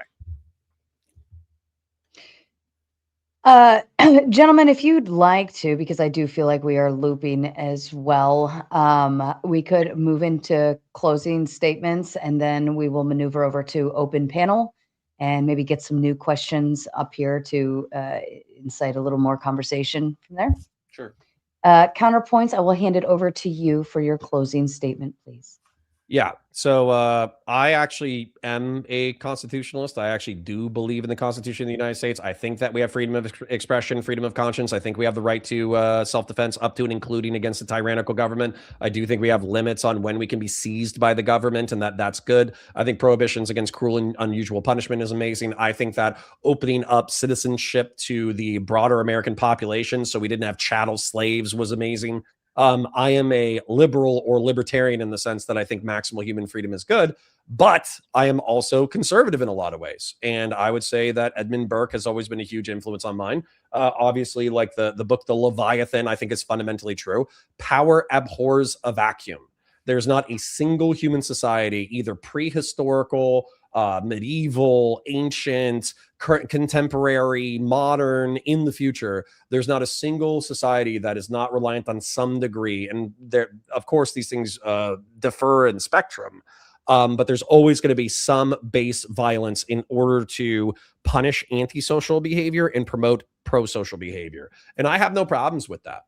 I actually have no problems with a nation being a people. I have no problem with a country being a geographic area. I have no problem with a state being the manifest will of said people, and then those people through the feedback system of politics effectively deciding what their fate is. And if there's someone who truly thinks that they're like a sovereign individual, that they're born outside of the system, that they're not somehow reliant on these broader systems, number one, I think they're coping and screaming into the wind.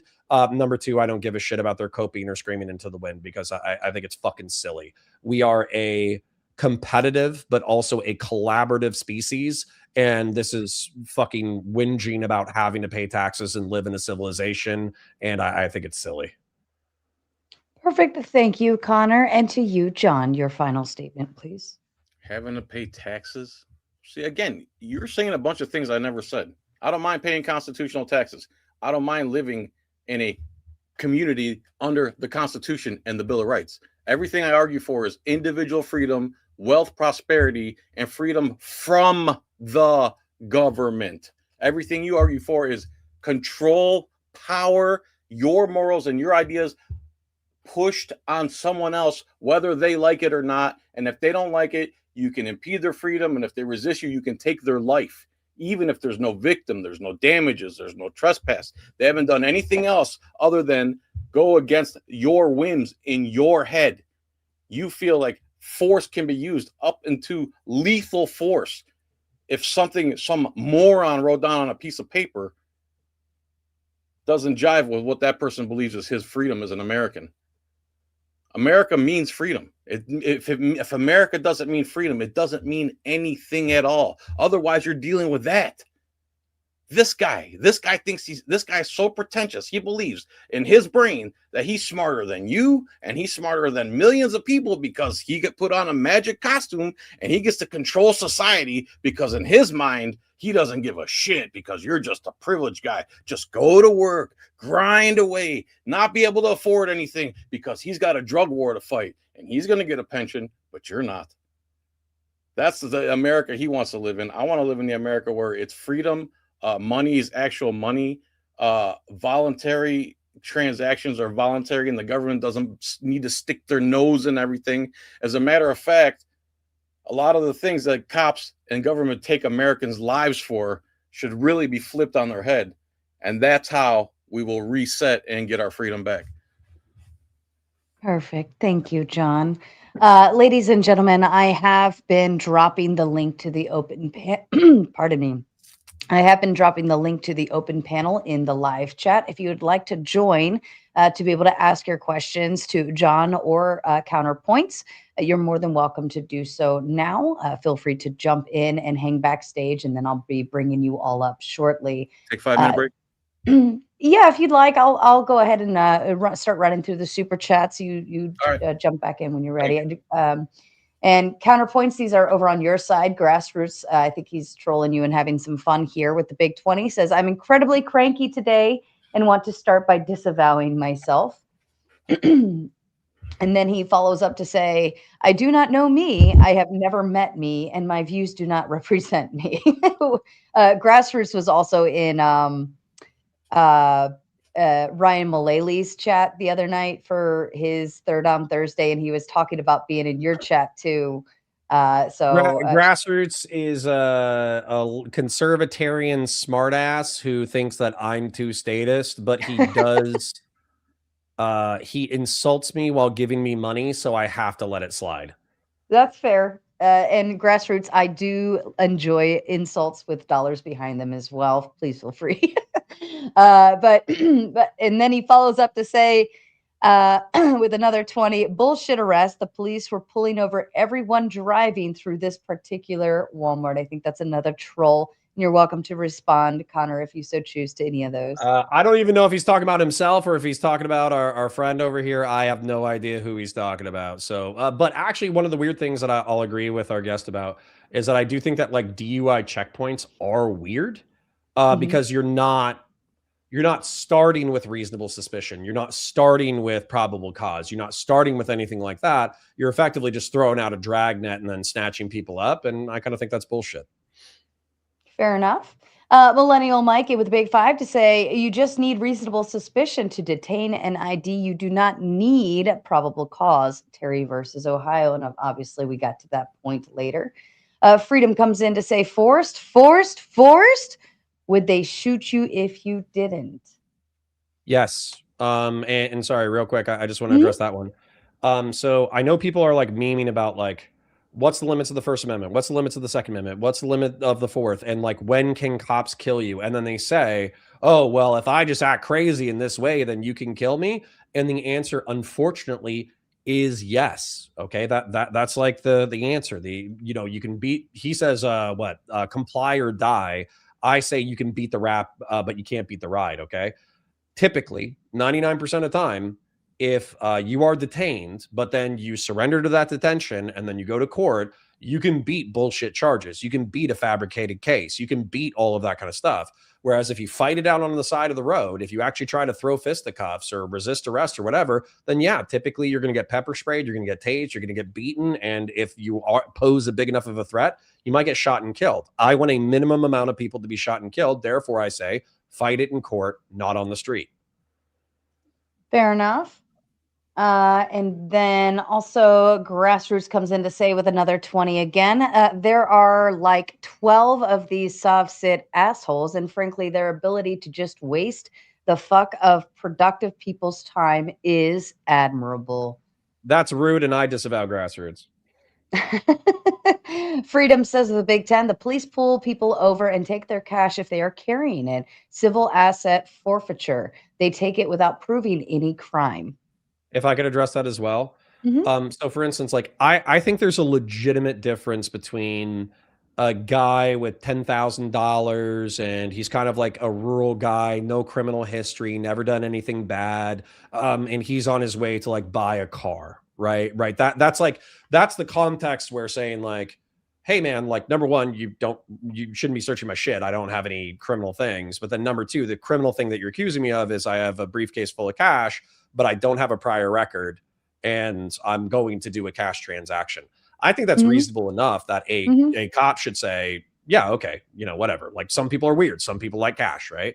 But if it's a dude who's traveling across state lines, like based off of like cell phone research dozens of times, he's effectively like muling cash back and forth between multiple locations. And you can prove that through a subpoena or a warrant, and you can't prove an underlying crime, but you can prove that effectively he's been moving hundreds of thousands of dollars across the United States, acting as what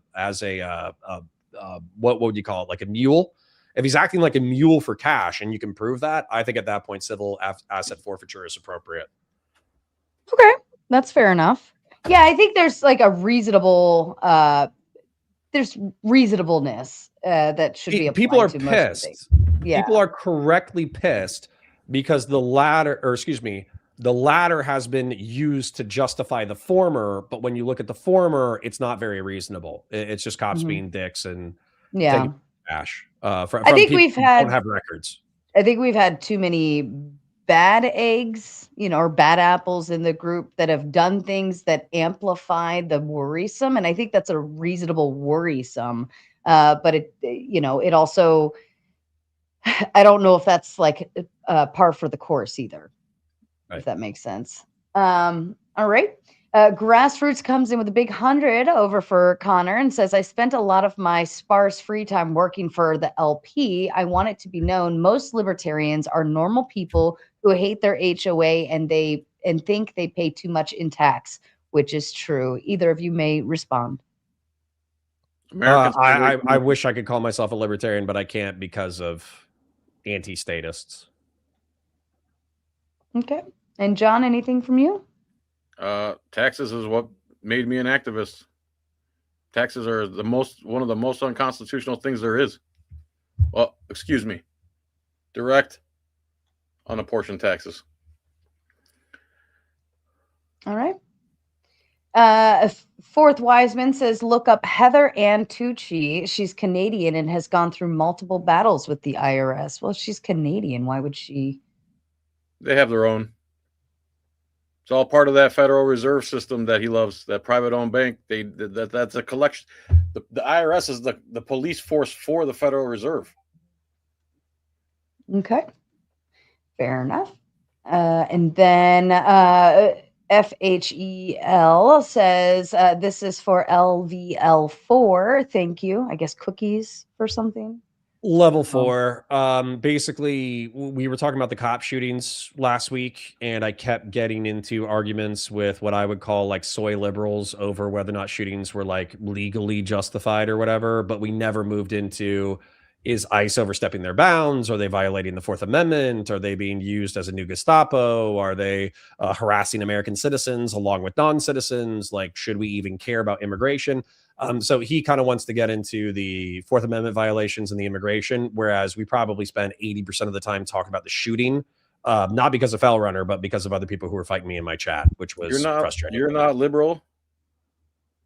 I think that maximal human freedom is good, but I think that we all disagree on where maximal human freedom is. Wow, bro. You're like the so for instance, like you're the Jordan Peterson of this stuff, bro. So you're a liberal? Are you a Republican, a Democrat, a liberal, a leftist? I would say I'm what a Republican should be. Which is? Somebody who believes in a republic and the rule of law and balance of power. So Bill of Rights. So we keep going back to the Bill of Rights, but then you don't believe in the Bill of Rights the same way I do, because you believe you can control people. You believe in private unconstitutional banks, unconstitutional IRS, unconstitutional taxes, unconstitutional drug laws. Because I've read more than just the Bill of Rights. You can't be both. Yeah, no, actually, you can believe that most people should be secure in their papers and effects. You can believe that people should be free to express their conscience and their earnestly held beliefs. And you can still believe that there's limits. For instance, like I brought up assault earlier in the conversation.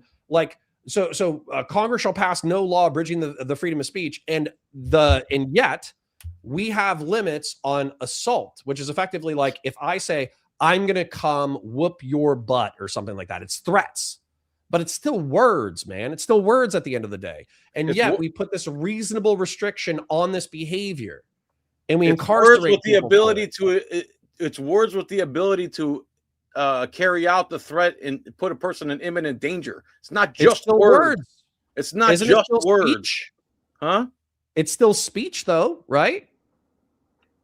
Remember the endangerment part?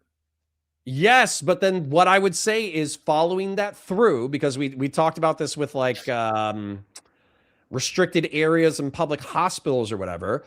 I would say that we should start with the Bill of Rights as a North Star of how our society should conduct ourselves. And then we should carve out the reasonable limitations that we agree upon as a society. You mean amend it? I think you call them unconstitutional infringements.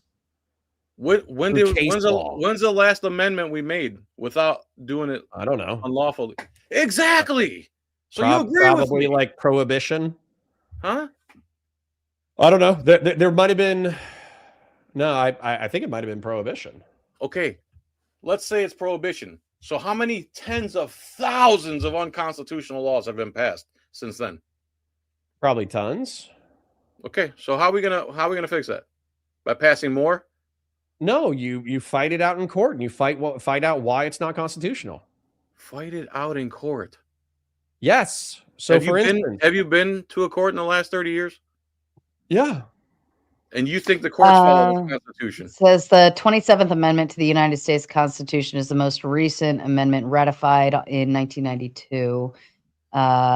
That's salary. It prohibits any law increasing or decreasing the salary of members of Congress from taking effect until after the next election of the House of Representatives. As a fucking assholes. Wow. Good, dirty. Here's a good metric for me. Here's a good metric for me, for someone to me, if they believe in the Bill of Rights or not. First, second, fourth are the most important, in my opinion. The other ones are very important, but the first, second, and fourth are super, super important. In my opinion, the fact that there's a plate on my car where the government can just scan it and know everything about me, that is such an infringement on the Fourth Amendment that I think the Americans should be up in arms. And how do you feel about that? I don't care. So you don't care that people's privacy gets violated. That's, again, you're a typical cop. You could care less about people's privacy. You could care less about their individual rights. You care less if they get shot. You care less if their money's stolen on the side of the road. No. You're adding a lot to it. The reason why I don't. Okay, so hold on. Let me articulate. You said it all. I think license plates are annoying as shit. Okay, I hate that I have to register them. I hate that I have to pay a fee for them. Okay, hold on. But they serve a social purpose, which is that, hold on, there's a ton of cars of similar makes, models, and years that are on the roadway. And there's also a lot of errant traffic behavior where people engage in reckless behavior that we have legislated they are not allowed to engage in because it kills people every single year. As a matter of fact, I'm pretty sure like after cancer and heart disease, accidents is like the next cause of death within the United States. And so as a result, the license plate being tied to a registered owner allows it where if there's a traffic incident, if there's an attempt to pull someone over, et cetera, then you can easily identify the person who has that motor vehicle. That way people can't just speed off and do whatever the fuck they want. And if you think that doesn't happen, then you just need to talk to any cop who works in a major city, because effectively what happened is the gangs have started renting cars through their family members' names, and then they do whatever the fuck they want in said cars because they know that the registration information isn't going to come back to them. It's going to come back to the rental car dealership. And then even if you go to the rental car dealership with a subpoena, then what's going to happen is you're going to get the person who rented the car, not the person who was driving it. And so they're reckless and they kill people. Bro, you like the filibuster. So you're saying the Fourth Amendment... It's cops playing to you. Yeah, you are. So the Fourth Amendment is inconvenient to your police work, is what I'm hearing. No, I don't think a license plate is a violative of the Fourth Amendment. Yeah, you're driving on a public if I have road. the right to, if I'm walking on a public street, do I have the right to privacy? Relatively speaking, yeah, as long as you're not doing anything else. I sure do, right? Yeah. The government can't walk up to me and, first of all, they can't just, well, they're trying to do this and they're moving towards this because they know people are getting pissed off with the slave card. So now they're just making it all facial recognition and artificial intelligence. That's the future, your face. And then they're just going to make it illegal for you to put a face covering on. These are the things that your mentality is bringing forward. These are all the things that my mentality is trying to stop. So if I have the right to privacy under the Fourth Amendment when I'm walking on the sidewalk, that means why would my right to privacy end when I get inside my private vehicle? Because they've already ruled that there's a motor vehicle conveyance exception because it's both public and private simultaneously. There's a public interest making sure. Your overlords that you worship said that. No, the government that was established by, of, and for the people of the United States of America. The legislators that we put into office. But that's not true. Again, that's not true. The legislators didn't pass that. The courts didn't pass that. The people who were appointed by our current Republican democratic system. For and by the people is not true. Just ask any American if they trust their government and if our government is for and by the people. Like these are slogans that slow people spew. Before we continue down that rabbit hole, I'd like to. We do have a lot of super chats to get to that I'd like to be able to acknowledge. Do another half hour if that's okay, Sarah. Yeah, we do have a full panel backstage, so we're going to keep your responses to the super chats short and concise then, and that way we can get people up here to ask you more questions. James with the Big Ten says, please explain why the U.S. dollar is losing 96% of its value since the creation of the Federal Reserve in 1913 is a good thing. Connor, I think that was to you. He loves it. Yeah, we would have to talk about gold, fiat, proportional value, macro econ. I don't have a simple answer. Fair enough. Because you don't have a simple answer for anything, bro, and that's why it's everything in your life so convoluted, and you have to explain your way through life. Yeah, the world's complex. It's not. It's really not that complex. You don't hurt people. It's good and bad. You know the difference between good and bad. Your parents taught you to it, and then the academy brainwashed it right out of your head. You know the difference between good and evil. Come on. Dude. Freedom says with the big 20, but whether the Constitution really be one thing or another, this much is certain, that it has either authorized such a government as we have had or has been powerless to prevent it. In either case, it is unfit to exist. That's Lysander Spooner, and it's actually the latter. It hasn't helped it to exist. And the founder said, I give you a republic if you can keep it. That means if you can fight people off like that. That's what they meant by that. Fight this mentality off, this control everybody mentality. All right. Connor, anything from you? I don't have a short answer. Fair enough. Grassroots says with a big 100, I pay more in tax than this creature has earned in his life. I'm Hispanic. I've been of more service to this country than this 400-pound hog. Now, before you get upset, he could be talking about me. So let's I was just sitting here wondering who to send that to, because I was like, which was he talking about? Because I know he's talking a lot of crazy shit. And he's my mean? community member, so that's probably directed. But I pay more in taxes than this creature earned in his life. Who's he talking about? Even if he's talking about me, how does he know that? I'm Hispanic. I'm Hispanic. Who cares that you're Hispanic? I've been more of service to this country than this 400-pound hog. How does he know me? Like this is the type of stuff I got to deal with all the time. Like, yeah, grassroots. That's not even coherent. That's not even coherent. Fair enough. Grassroots. Damn it, grassroots, you and your money.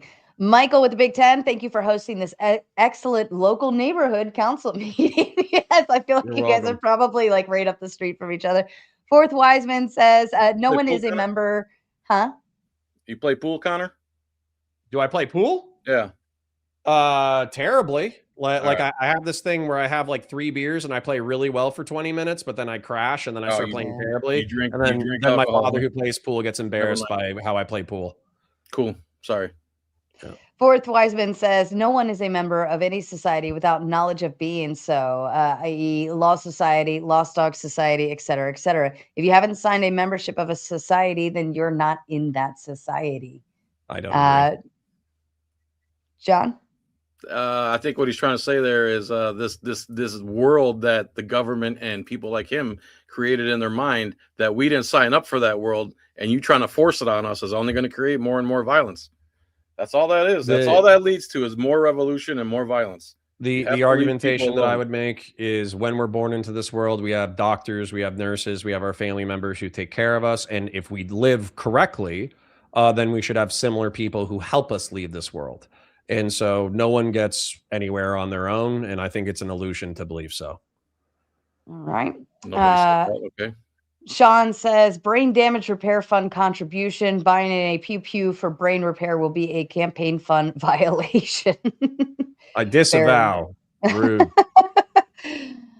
Freedom says most civil asset forfeitures are less than $20,000, which proves these are not drug busts. Also, it's an amount that costs more in attorney's costs to get it back. Institute for Justice.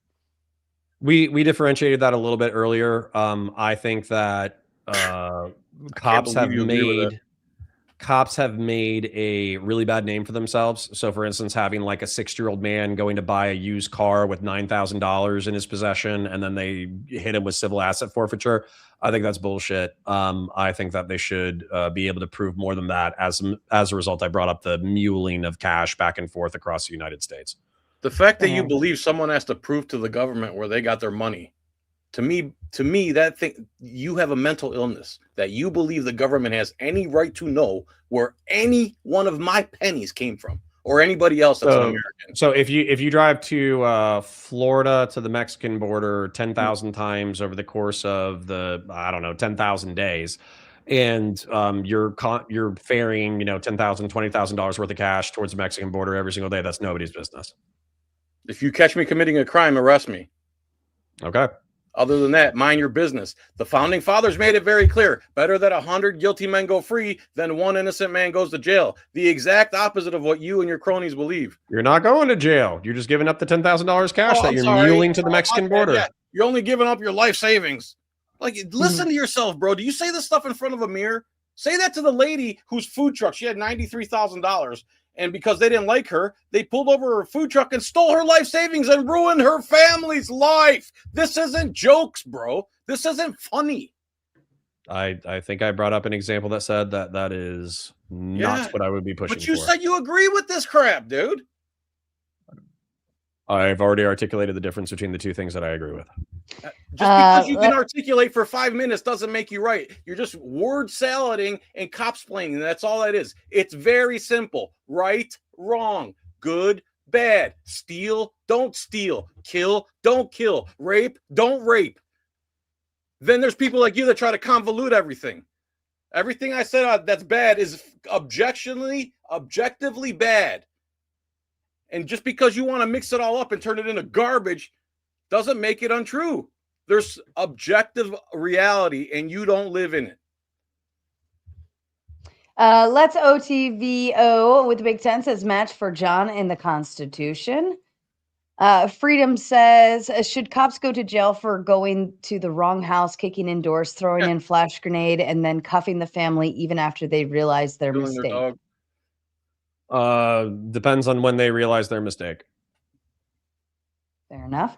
Jason says with the Big Ten, John, by your standards, we'd have 342 million people decide what they think is right and wrong. No one can tell a person what to do. As long as there's no victim, damages, trespass, or endangerment of the public, yeah, you can do whatever you want as a free person. Yes. There's nothing wrong with that. No one's ever proven that wrong in my lifetime. No one. Not yet, not ever. You can't prove that wrong. You can't. Go ahead, I'm ready. James says, founding fathers intended for the Bill of Rights to only apply to the federal government, not the states. So saying 4A applies to Ohio and claim to be with the founders makes no sense. Ohio has their own 4A, guys. Come on.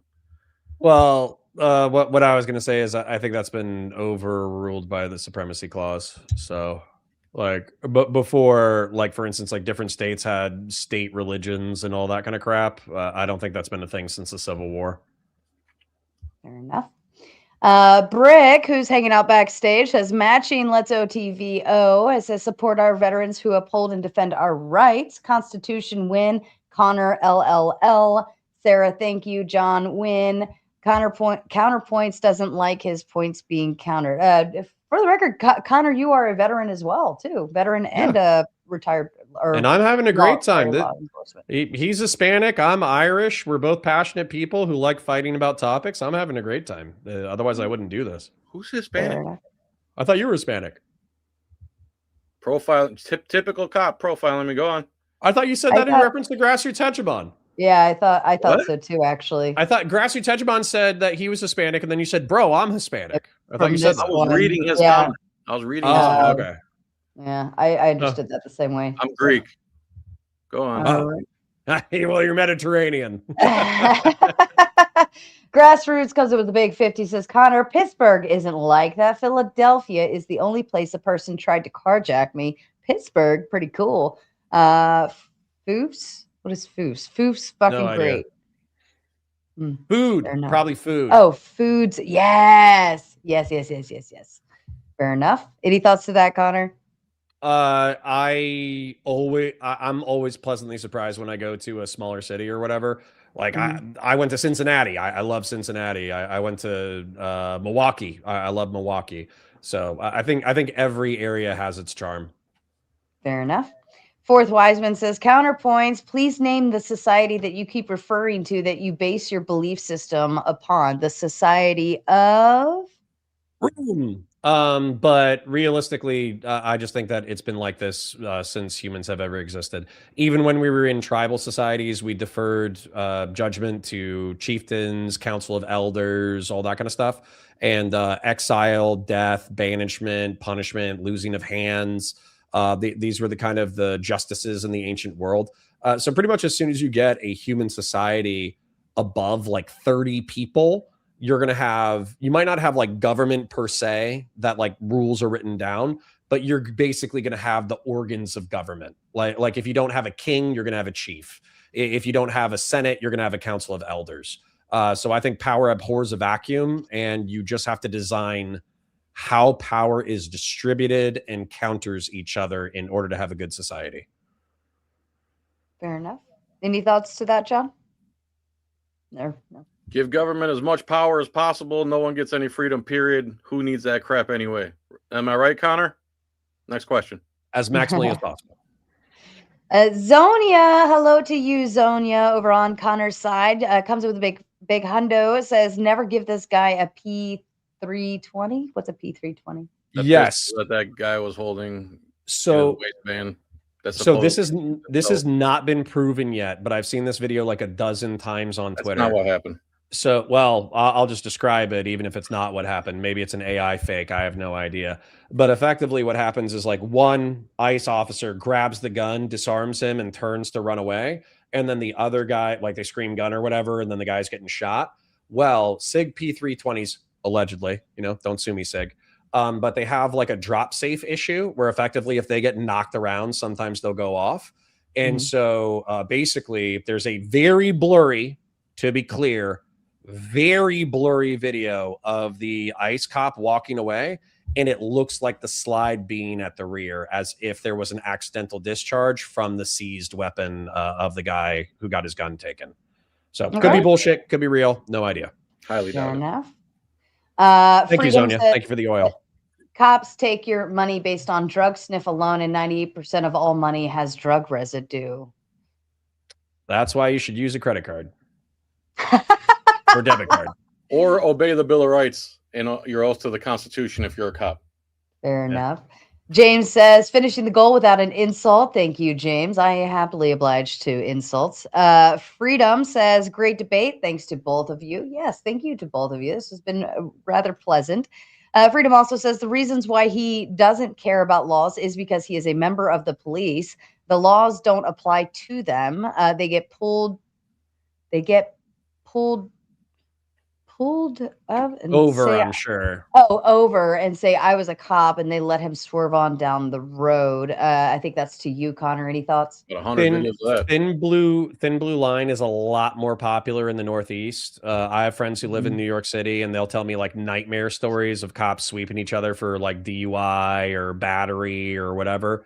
In the state of Florida, state police in particular are charged with arresting other cops. They're basically told, if it's a county sheriff, if it's a local cop, we don't give a fuck who they are. We will arrest them.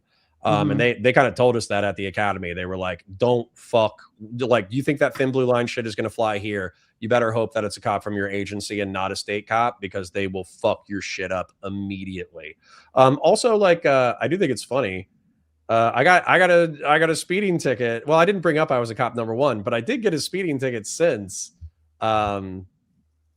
Yeah, that sucked. I wish I had used my cop privilege, but I didn't. Right. And I'm about to open the panel up here in just a second. Anyone backstage, if you are cammed up, you will have priority. There is a long line back there. So now's the time to turn your camera on if you want to be first in line. Texas Bully Moms is just doing a drive-by. Oh, pun intended. Can't listen to CP, so I'll be back when he's gone, or open panel. Damn, counterpoints, making frenemies everywhere. She also sends love to Opie. Yes, our darling little Opie puppy. She's upstairs sleeping right now. Thank you, Texas Bully Mom. And Iotin asks one question and says, so who determines what makes someone a victim of a crime? John, to you? Common sense. If I punch you in the face, you're a victim. If I grab you, you didn't want to be grabbed, you're a victim. If I spit in your face, you're a victim. If I swerve my cards toward your car, I endangered you. If I push you in front of a car, I created a victim. If I'm on your property, I'm trespassing. Should I keep going? No, Okay. I think that's good. Connor, to you? Society and laws, obviously. All right, that's fair. All right. All right, I'm going to go ahead and bring up the panel as a kind reminder. We did this last night. We're going to do one question. Can I ask something real quick, Sarah? Yeah, absolutely. So when slavery was the law, you would enforce it? No. Why not? Because I'm a Yankee. Let's say you were the part of the country back then when slavery was legal. You were a cop back then, and your job was to if I was a Confederate, well, hold on. Number one, this is like a total like misattribution thing. Okay. Typically, when people are members of societies and they understand their social context, that's like asking, like, in Nazi Germany, you would have been a Nazi. Yeah, probably, because I was born in Nazi Germany and raised with Nazi propaganda. We're both born in America, but I don't act like you. Yeah, but I think you have a total misunderstanding. Not all Germans were Nazis. Culture and law. Not all Germans were Nazis. That they did. The ones who weren't Nazis were so weak and ineffective that they allowed the Nazis to take over and do all the Nazi shit. So saying like, hold on, let me ask you a question. So you would have thrown them in. You're so you Greek. would have been at the oven door, shoving them in the ovens. Oh, and so you're Greek. So let's ask this question real quick, okay? I'm going to go pretend that you're Hispanic for fun. So if you were a conquistador in South America during the Age of Exploration, do you think you would have taken like a Native American wife and hunted down Native Americans? No, because I don't believe in violence except for self-defense. Unlike you. Okay, so hold on. It doesn't matter. The whole point is like a historical thing. Yes, we are products of our environment. No, I'm not a product of this environment. You are. Okay. I was able to break my conditioning. You can't. I think you're alone or close to alone. I'm alone. Okay. Well, nobody's going to be alone. I'm going to go ahead I guess I'm alone. Bring your panelists up. Buckle up, gentlemen. Here we go.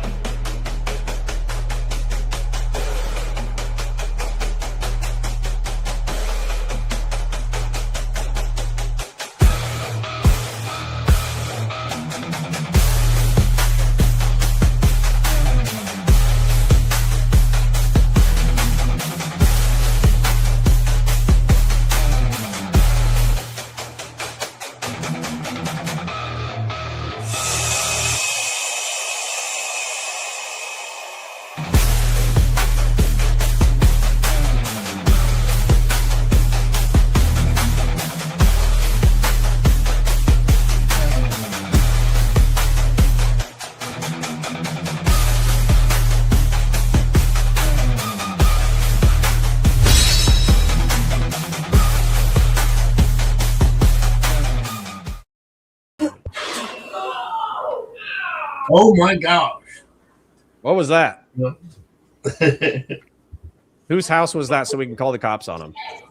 Not sure. Somebody is dying. All right, lady and gentlemen, we're gonna run this a very particular way. If everybody could mute your mics, unless I'm particularly giving you the mic to utilize, that would be incredibly helpful, with exception to John and Counterpoints, because this is their discussion to have. We are kind of starting a new format for open panel for the beginning portion. Anyone who made their way to the stage for the first round, you will all be able to ask or provide your comments. Oh, we lost one. I'll just add you up. You will be able to provide your questions or comments and get a quick, concise answer. And then once everyone around the room gets their responses, then we will move into open floor completely. All right. So that's how we're going to do it. All right. Mr. Balderson, you were first in line backstage. I want to hand the floor over to you to ask your question or make your comment to either of the two. Thank you. Mr. Counterpoints. So in the actual debate prompt of our officers trained to break the Constitution, there is a workshop called the Street Cop Workshop, and they train 20 to 30,000 officers every year, and they are currently under civil litigation, including admitted by the state comptroller that they are absolutely training people to do whatever they want to break the constitutional rights, including some of the checklists for things that they've decided that people are criminal and they have reasonable cause to detain them for are things like licking lips to lubricate lies.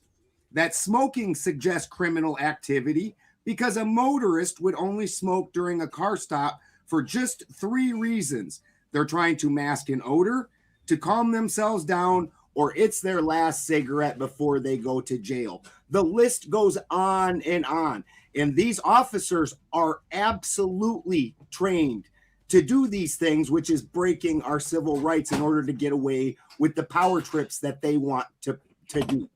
Giant case. What do you have to say about that? What I would say is that that's not an academy thing. That's obviously like an add-on course thing. Also, what I would say is that no tobacco. Hold on, Steve. I want everybody else mute up. Go ahead, Connor. Well, I thought he was asking me a follow-up question. What was the follow-up question? Well, it is training, though, right? just to clarify. I mean, you're trying to make some differentiation there, but the prompt was training, and this is a training course that 20 to 30,000 officers take every year. Okay. And So what we're I not would also making- say is that if we're dealing with things like plain view doctrine, if we're dealing things like commonly so for instance, like the reason why I laugh about the cigarette thing is because back when I was in high school and I was smoking marijuana, I covered up marijuana smell with tobacco smell 100%. That's why I was laughing. So like, you know, making cops aware that sometimes potheads cover up weed smell with tobacco, that's something that I didn't think about, but it's true. So like if you had somebody, so if you're walking up to somebody and somebody's like, you know, chain smoking the cigarette real quick, and then you kind of catch a whiff of, the sticky icky. Well, marijuana is mostly legal most places now, so I don't even think this applies anymore. But if I saw somebody like slamming a cigarette and blowing themselves with smoke, and I was in a state where weed was illegal, then I kind of be like, oh, all right, well, I'm gonna see if I smell a little bit of weed. Like, I don't think that's that crazy of a thing. Can you believe they put people in metal cages for smoking weed, Connor? No, I'm actually happy that era of the world is ending.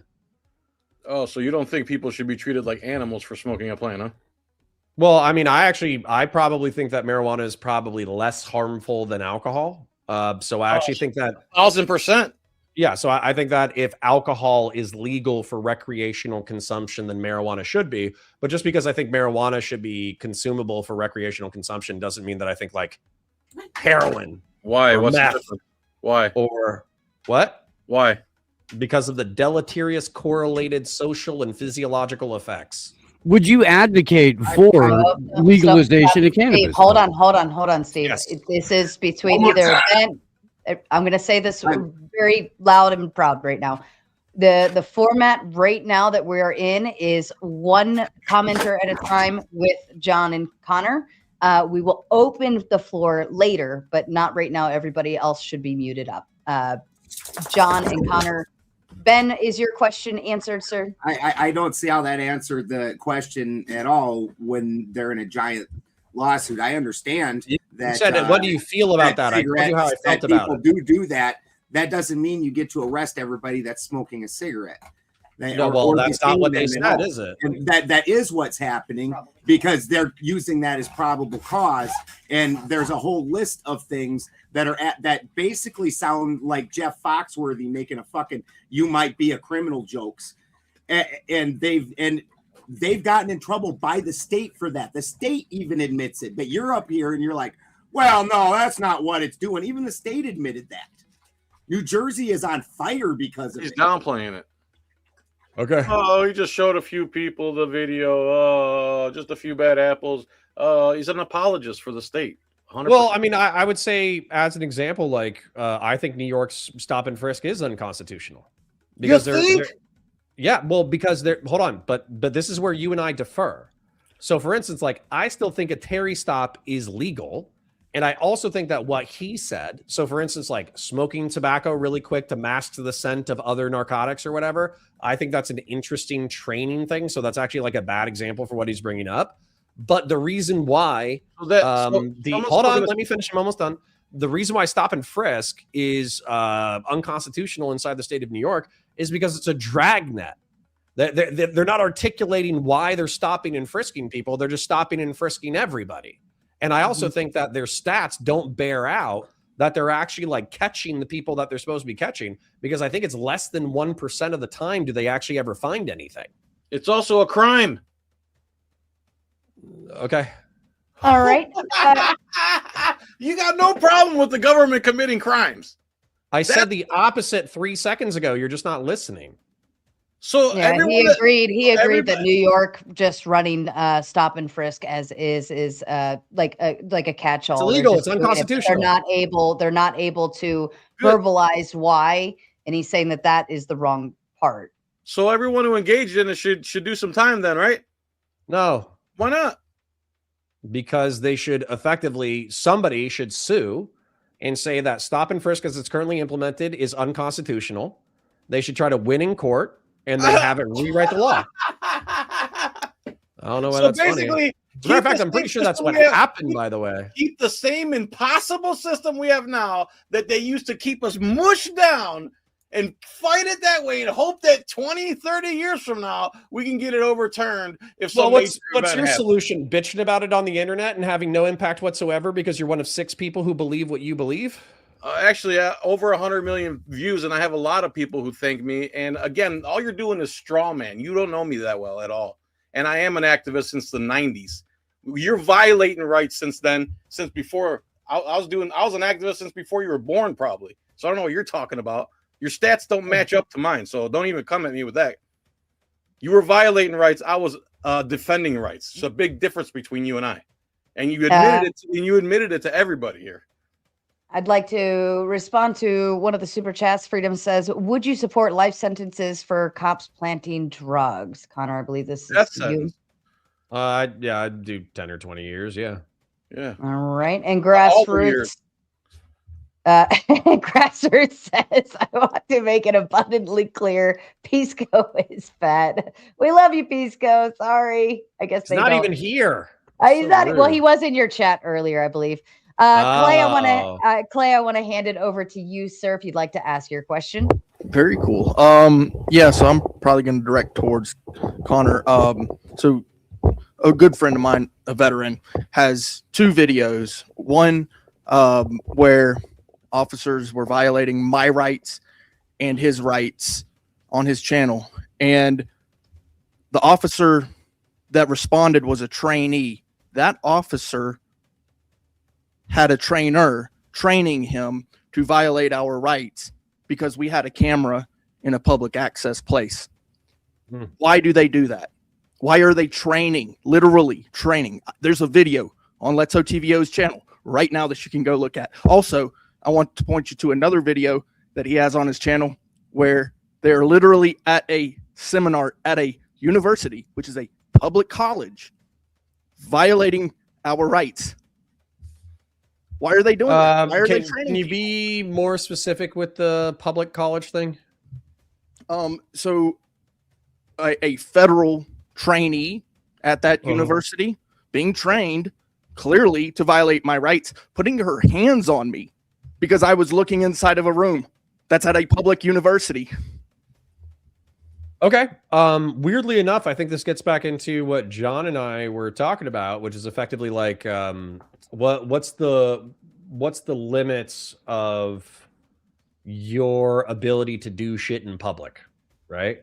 And so I think that the people, so let's say that you're in a public place, sidewalk, whatever, by a public building, and you're filming a location or whatever. As far as I understand, like, you have the First Amendment rights to do so and don't need to identify unless they're able to articulate another crime. Now, loitering and prowling gets like a little weird, but typically loitering and prowling is used in order to protect a like private business, right? Like, you have to articulate how this person is loitering and prowling and how their LMP is going to affect somebody else negatively. So that bad training, I'm just going to say it straight up. I worked law enforcement. A third of them were the most amazing human beings I've ever met in my entire life. A third of them were super normal. A third of them sucked ass. So if you bumped into a few cops who sucked ass, I wouldn't be surprised. No, it wasn't. It wasn't bumped into.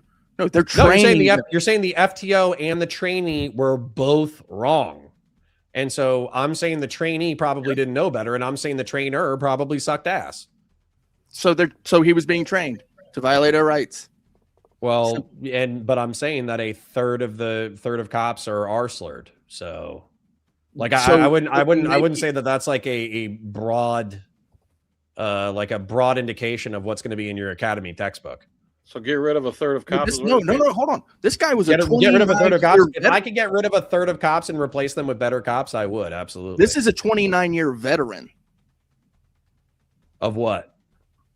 Of the police force. What do you mean? Yeah. Of what? Dude, there were cultural changes of the guard that you would not believe. Okay.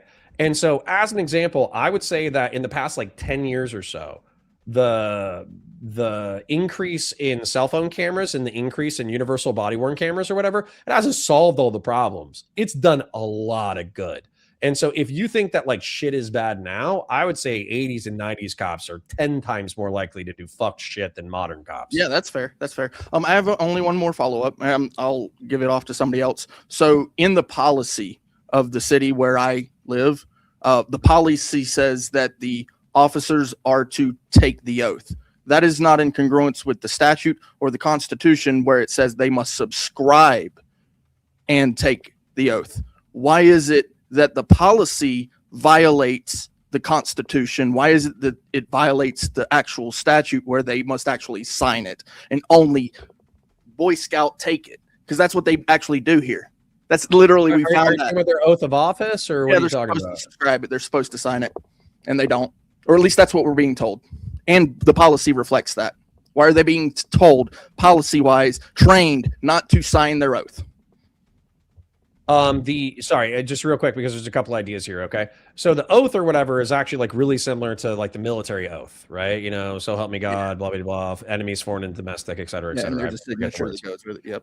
But when you're talking about the policy, weirdly enough, I had to sign every single page of my policy, effectively acknowledging that if I violated said policy, I would be liable for administrative punishment. So, are you saying that they're not signing their policy, or are you saying they're not signing their oath? Their oath. I don't know, man. That sounds fucky.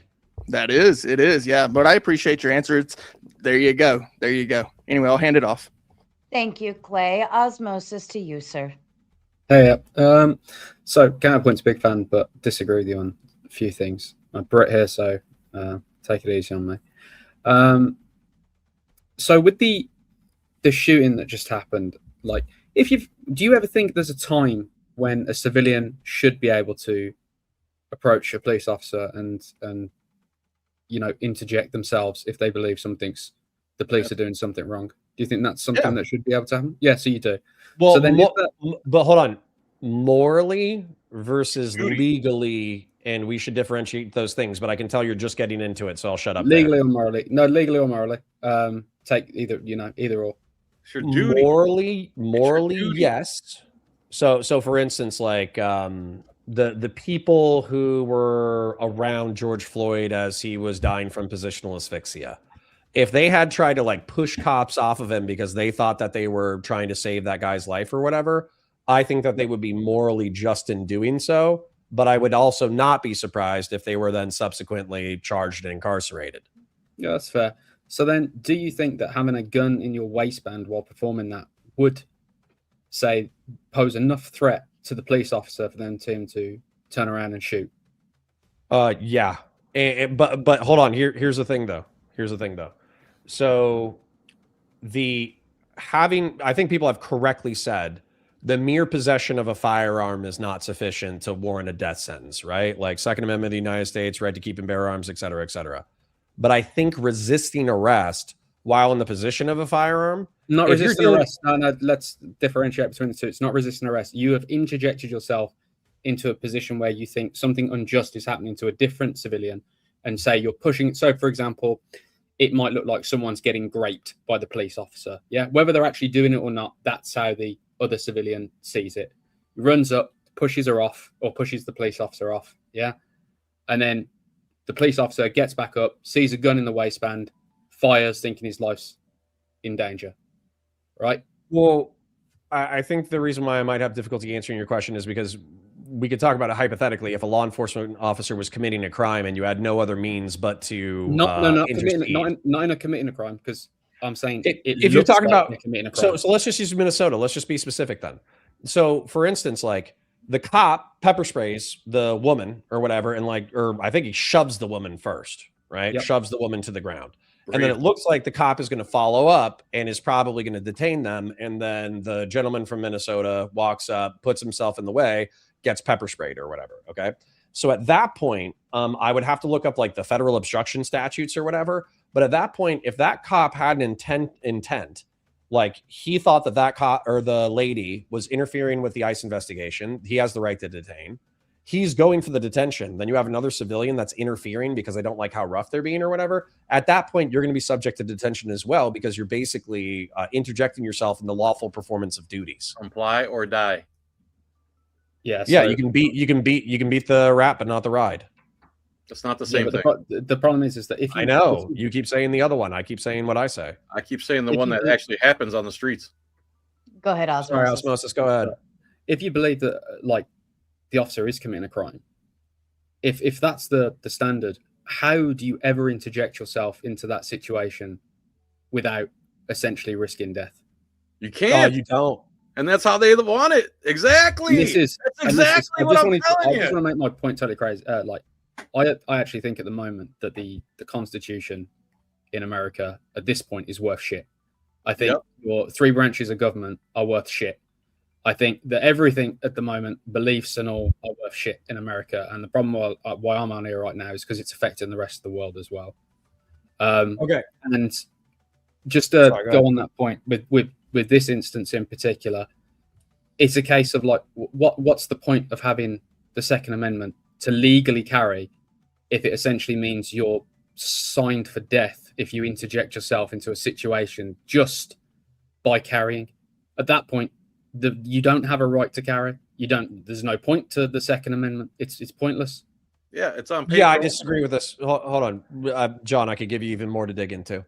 So the Second Amendment, well-regulated militia being necessary to the security of a free state, the right of the people to keep and bear arms shall not be infringed. The reason why I still think that your argumentation is bullshit is because people across the United States of America are still able to take their firearms, conceal carry. They're still able to defend themselves against criminals. They're still able to go to firearms ranges and practice with firearms. They're able to practice with, small unit tactics if they want to. They can get radios. They can do this. They can do that. There's tons of militias all over the United States, and they are legally permitted to do so.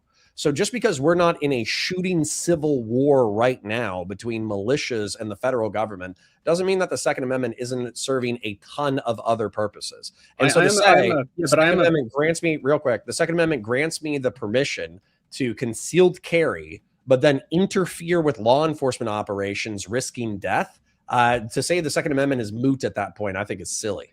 Well, I thought the fact that you're risking death dealing with constitutional peace officers is the silly part. That's the part you can't admit. They're the aggressive Constitution killing individual rights hating pieces of trash.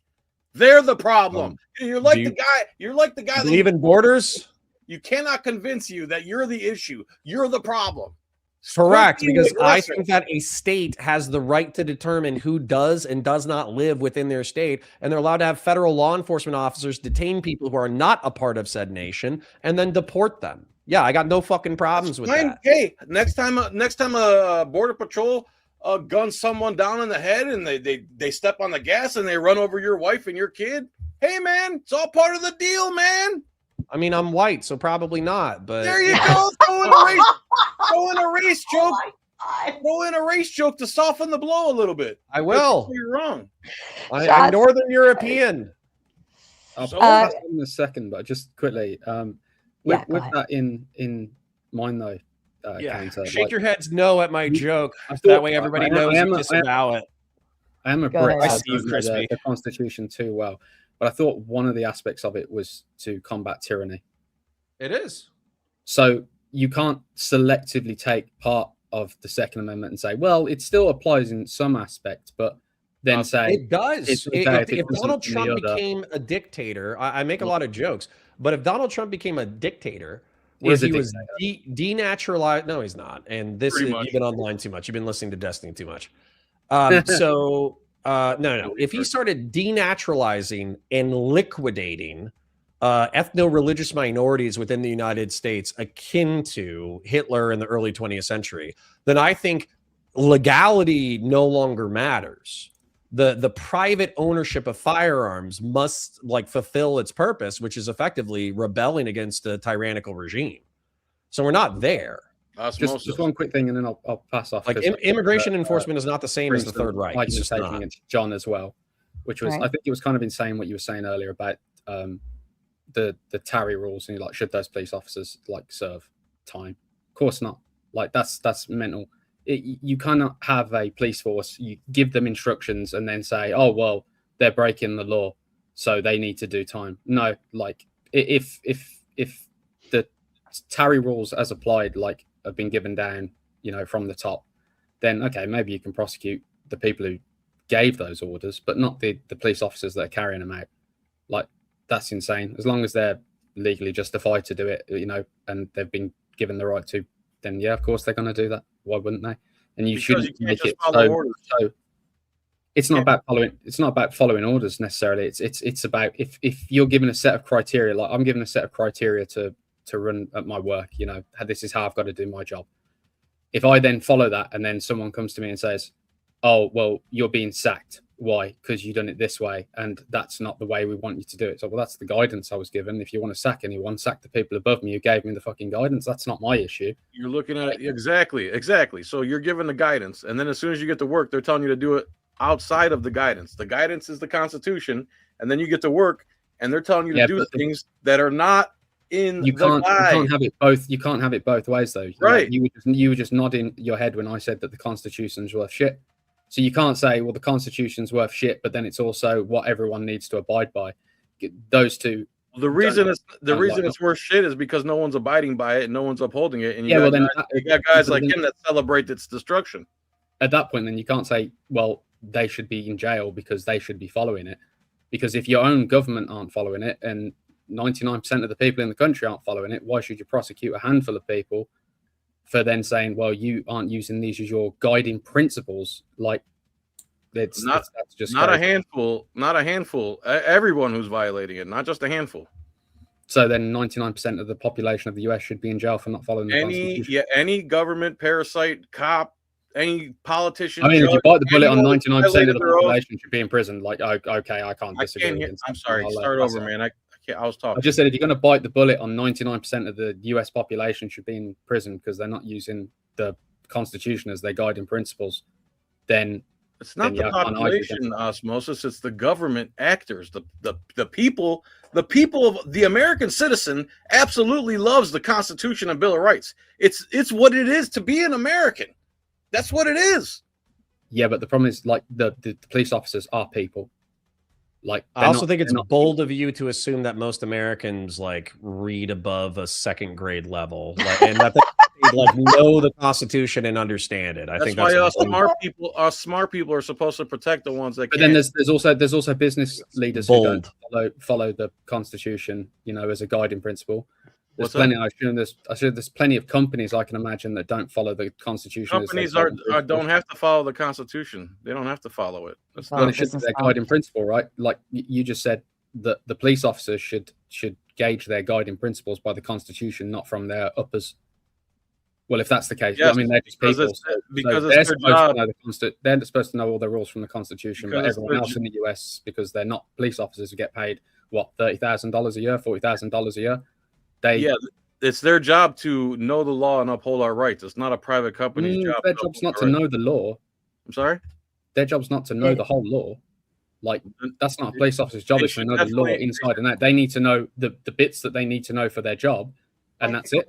Like, arguably that's not even a state attorney's job. Even a state attorney doesn't know all of the law. And most cops don't even know the bits that you're talking about either. No, I'm sure some don't. But I mean, then you're saying that like it's the majority. But if they get orders from above, I mean, like, okay. So what happened in Nuremberg in World War II about following orders? What happened there? If you're talking about people killing people and like committing grievous crimes that are clearly morally wrong, if it's fair enough. Whether it's death, what are we talking about? What if you just strike somebody? Sorry to eat up so much of the time. We'll go ahead and move on to Crispy Nation. Welcome as well. Your question or comment, sir, or sirs? Yeah, Rogue Nation lives across the street from me, so he was backstage and had bad connection. He came over here. We figured it out. Kalimera John, Yanni. Good morning, good day.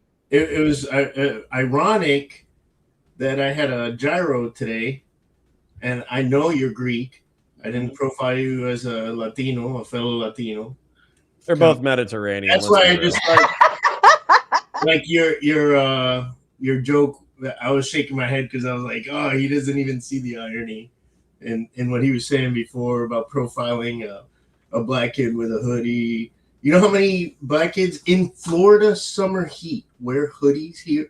Every one of them. To be fair, when John spoke to this comment, I heard the same thing that Connor heard, that he said, I'm I am Hispanic. I thought he said that too. I don't think anybody was profiling, but it doesn't matter, dude. Hispanic is from Spain, Italy, Greek. You're all Mediterranean. You all look the fucking same. Either way, I do have more people hanging backstage waiting to get to this. So, Crispy, if you could get to your question or comment, that'd be helpful. Yeah, I have a few questions. First of all, you could say no if your agency, you're not a trooper with the FHP earlier before 2019, right? Or I was not with FHP. Oh, okay. Well, you were a trooper, and you were talking about how you guys have to arrest. No. I wasn't a trooper. I was a city cop. I was told as a city cop, don't fuck up because FHP will jam you up. Okay. Oh, so you were here in Florida. Your agency here in Florida. Okay. So you know that FHP, they usually behave like the FBI. They do have to arrest everybody. They have these guidelines. Guiding principles, as Osmosis, our brother from another mother and across the pond, was mentioning, your guiding principles were that, it's suspicious to wear a hoodie if you're like that right there. And assuming that John is Latino and all those biases, they have already poisoned the bunch. The bad apples have poisoned the bunch. People think that they can train this problem out, but it's a hiring problem. There are already people in the command staff who like the cut of your jib if you're gonna help us cover up shit, and you can help us go by different metrics, the ones that you've already deluded yourself with. Counterpoints. You're saying it's right. Let me ask you. You know Bukele, the El Salvador president? Yep. Okay, would you figure him to be somebody that's want to give you a bump in a Miami nightclub, or as a presidential dictator who keeps you safe? Shit. I mean, he's from South America, so probably both. Let's be real. Right? Let's be real. Okay. So now, do you prefer his government, like what he's doing out there? Is that what you would want to achieve here? No. Okay. You see, there are a lot of innocent people thrown in jail, right? And tortured and sodomized, yeah. Right. And you peaceful security or peaceful slavery or dangerous freedom? What do you prefer? Correct. It's a balance. What do you prefer? I prefer the exact amount of danger that America has. Actually, no, I'm serious. So for instance, like, would you he's give laughing, up? I'm not. So hold on. So there's no reason to have a Hayabusa except for a Hayabusa is a drag motorcycle, right? There's no reason to have a fucking crotch rocket except for crotch rockets are amazing, right? No reason to have a Harley, no reason to drink, no reason to do this, no reason to do that. Besides, it's fucking awesome, right? Like booze, tobacco, weed, name all that shit, right? I'm responsible enough to know that I'm not responsible enough to ride a motorcycle, though, so I don't. Well, right. So the point is that, like, if we wanted to make a padded bubble boy, I forget what that cop movie is with Sylvester Stallone, where like society is all like sanitized and they don't have sex anymore. Demolition Man. Yeah, there you go. Demolition Man. So we could have a perfectly safe Demolition Man society tomorrow, but that's not interesting or cool. I like living in the state of Florida because we got fucking dinosaurs and rednecks and methamphetamine and pills and motorcycle gangs and tattoos and strip clubs and people fist fighting and all that kind of bullshit. A lot of people are afraid of the anarchic danger of America, and yet I think it's a cool and vibrant and interesting place to live. But I'm not deluding myself that there aren't like dangers within said system. Almost done. Tolerating freedom comes with a ton of risk, but I think it's cool.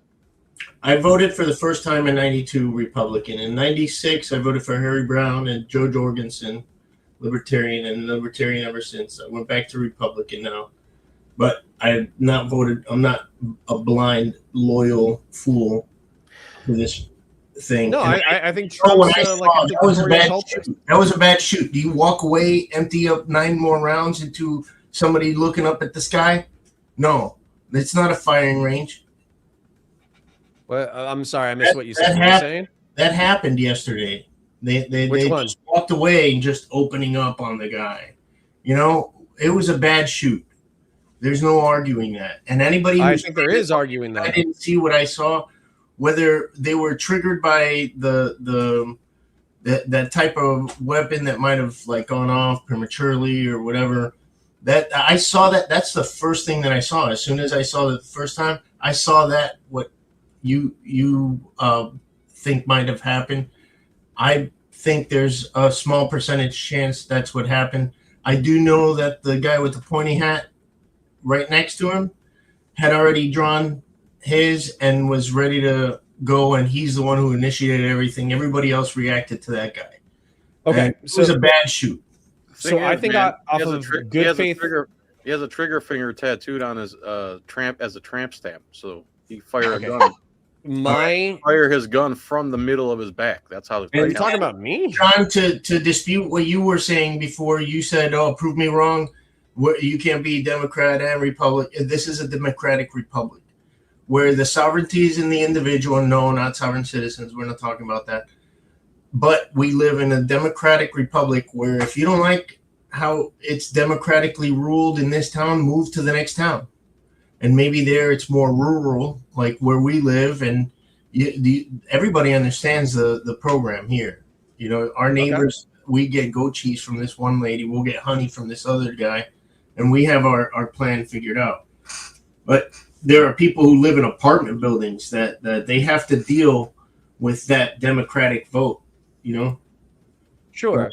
I guess what I would boil down to is like I would happily bet $20 that this federal officer is not going to get charged, and the guy who pulled the trigger the first, and it's not because of like some like opaque judge, you know, bullshit where they like cover it up and write it up or whatever. It's going to be because of like citable case law. It's going to be no. It's not even going to be immunity. It's going to be articulating that they were engaging in lawful arrest. They were, you know, trying to detain this guy and get him down on the ground. While they were getting him down on the ground, he didn't surrender. So as a result, they were applying more force. Then he heard another officer scream gun. And so he pulled his firearm, believing that there was an imminent threat of death or great bodily harm. He heard a shot go off and believing that it was the subject firing at his fellow police officers. He fired in order to prevent greater loss of death or like imminent threat of death or great bodily harm. And I'm telling you, it's going to work. I'll just bet you $20 right now. It's going to work. And that's how you lose your freedom, Osmo. Why did the first officer go hands on?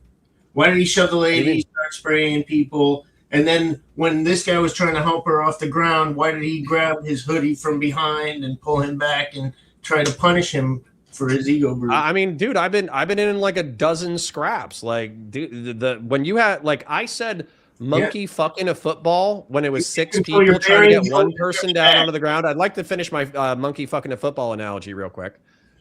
So when I say monkey fucking a football, that's what I want you to actually picture. I want you to think of like a spider monkey grabbing a football and grabbing it at weird angles and trying to put his dick in it, because that's what 6 cops were trying to do to that one guy. That's not procedure. That's 47 days of training. Go ahead, bro. Let's Rogue, did you have a quick question, because there are more people waiting? Absolutely. I'll lead into it real quick. Counterpoint. What would you say, or would you agree with me that the ID law is the most used law in an officer's career, like day to day? Would you agree with that? My question. I don't think Florida has an ID law where anybody has to produce their ID. You already gave me the answer. Like if somebody's being detained or a traffic stop or whatever, that then they have to identify themselves. And if that's the most common thing that cops do, I can agree to that. Well, cops anywhere, any contact, Georgia, California. Would you? If you're detained or if you're in a traffic stop, you have to present your ID. Yes. Well, any interaction, cops asking for ID, right? Or your social. Right. Just trying to get your identification, try to figure out who you are, right? Yes. Okay. To phase into it, we can probably both agree that ignorance of the law is no excuse for citizens. Is that correct? Depending on the crime, but yeah. It's widely known that ignorance of the law is no excuse as a defense to crime for a citizen, correct? The only reason why I'm giving you a caveat is because there are like crimes that involve intent, which then can be used to argue whether or not that person is guilty of said crime. But if you're asking me to say yes or no, I'll say 90% yes with that little caveat. Okay. Okay. Are cops allowed to make reasonable mistakes of law? Yeah. Okay, so square this logic for me. A citizen has to know the laws. I put on a costume, can now make mistakes of the law. Square that logic. And call yourself law enforcement. Because law enforcement is attempting to do something addition besides eat, shit, piss, pay bills, work jobs, right? They're trying to effect law enforcement operations, which means in detaining and incarcerating people. And so I think what you're referencing is the good faith doctrine, effectively meaning that if you're able to articulate how you are following your training, your experience, your understanding of the law, et cetera, that is a viable defense should somebody accuse you of improper behavior, right? That's what you're saying. But I would say that citizens also have a similar capacity to defend themselves in a court and say, oh, well, I don't know. Think about something in reference to possession. Like you're saying, like ignorance is not a defense. Ignorance can be a defense. So for instance, like if you find narcotics or whatever on the side of the road, and then you go turn it into a law enforcement officer, and then the law enforcement officer arrests you for possession, you can argue in front of court and say, I wasn't trying to possess drugs. I was trying to turn it into law enforcement. You can still go to jail. And that is something that can be dismissed. No. Bullshit. All right, let's pardon me. I'm going to take back my show. Pardon me. We're going to move on because there are more people, and I still have 5 more waiting backstage on the line. Turn in these 10 keys, officer. You can beat the rap. I will pass it over to Steve. Steve, if you'd like to ask your question, please. Man, there's been so many different tangents and so many directions that this has gone, and so many just blatant lies from the mouthpiece of the state over here. We've got a couple of fundamental problems that nobody's addressed yet. The foremost being the recognition of what modern day 2026 law enforcement is, which is a hyper-partisan, militarized enforcement arm of the state in order to ensure property rights of a very limited amount of the citizenry, and that's fucking it. There's no other function for law enforcement whatsoever in 2026. That's the only directive. And we see this played out specifically every time there's a riot. Now, I don't think that these riots are organic. I don't think that they represent a genuine coalescing of people in order to air a grievance. I think that they're funded. I think that they're controlled, and we can prove this over and over and over and over again. So I guess, fellas, what I'm trying to get at is, why is everybody pretending instead of addressing what's actually happening? What's actually happening with law enforcement currently is you have a bunch of people who are not just trained to ignore the Constitution by their TOs. Hang on, let me finish. You got to talk a lot. You got law enforcement officers who their TOs are telling them, you run this shit. This is your town. These are your streets. We all have to have a little loose interpretation of the law here and there. We can all play fast and loose sometimes. And that's the general philosophy. And if you want to argue with me, you're lying, like you've been lying throughout this entire conversation, Connor. That's not how law enforcement works. I have current friends that are in various aspects of state, local, and federal law enforcement, they tell me all the time what the culture is. But where we're at right now is we have a federal government that is telling federal agents that they can murder indiscriminately. There's no rules of engagement whatsoever. And that the moment that you can just report to your superior officer, who in the case of Minnesota is Greg Bavino, who looks like the final boss of Subaru owners. He looks like the world's angriest lesbian. Dude, you're just yapping. Yeah, Let's I was going to say, go. I do want to say, Steve, where I is the made question, several please? fucking salient points in terms of rules of engagement, two of in them terms of were the wrong. way that the federal government is dictating that law enforcement works. And yes, dude, and if you want to debate the functional role of law enforcement as anything other than a militarized and weaponized arm of the state to enforce property rights in 2026, by all means. Okay, yeah, I'd love to. Okay, so you saying that you didn't just say that. What you said, it's a militarized enforcement of the state that only enforces the property rights of a Primarily. certain elite Yeah. segment.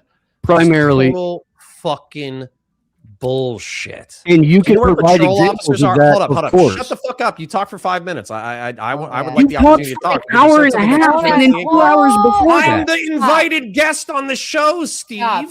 And he is correct. He is the guest of the show, Steve. You asked or kind of said Steve. something, Steve. You have to let him respond if you want to respond. Okay, go ahead. Okay. So, patrol, the entire concept behind it is that you patrol a zone, meaning that you hit the same bad roads over and over and over and over and over again. You drive down the same roads over and over and over again. But what you're doing through your mere presence, because we can bear this out with stats, is that when a law enforcement officer is present and people are cognizant of said presence, they're less likely to commit crimes because they have an increased fear of being caught. This is borne out statistically. And so if you have rough neighborhoods, the people who are actually engaged in criminality as a career is actually a shockingly small percentage of the population. Sure. Like 97, 99% of the people in any working class community, they actually work up, they wake up, they work, they do Totally their jobs, irrelevant. they pay their bills, they pay their taxes, and they go This is home and they take care filibuster. of their family. So as a result, you saying that law enforcement doesn't protect the property rights of working class people is the most absurd, stupid shit that That's I've ever not what fucking I heard. said. And then, That's yes, you you twisting did. what I And said. then number two, you saying that I have 3 friends in law enforcement, I could give a fuck. No, I didn't say that either. So you've lied twice now.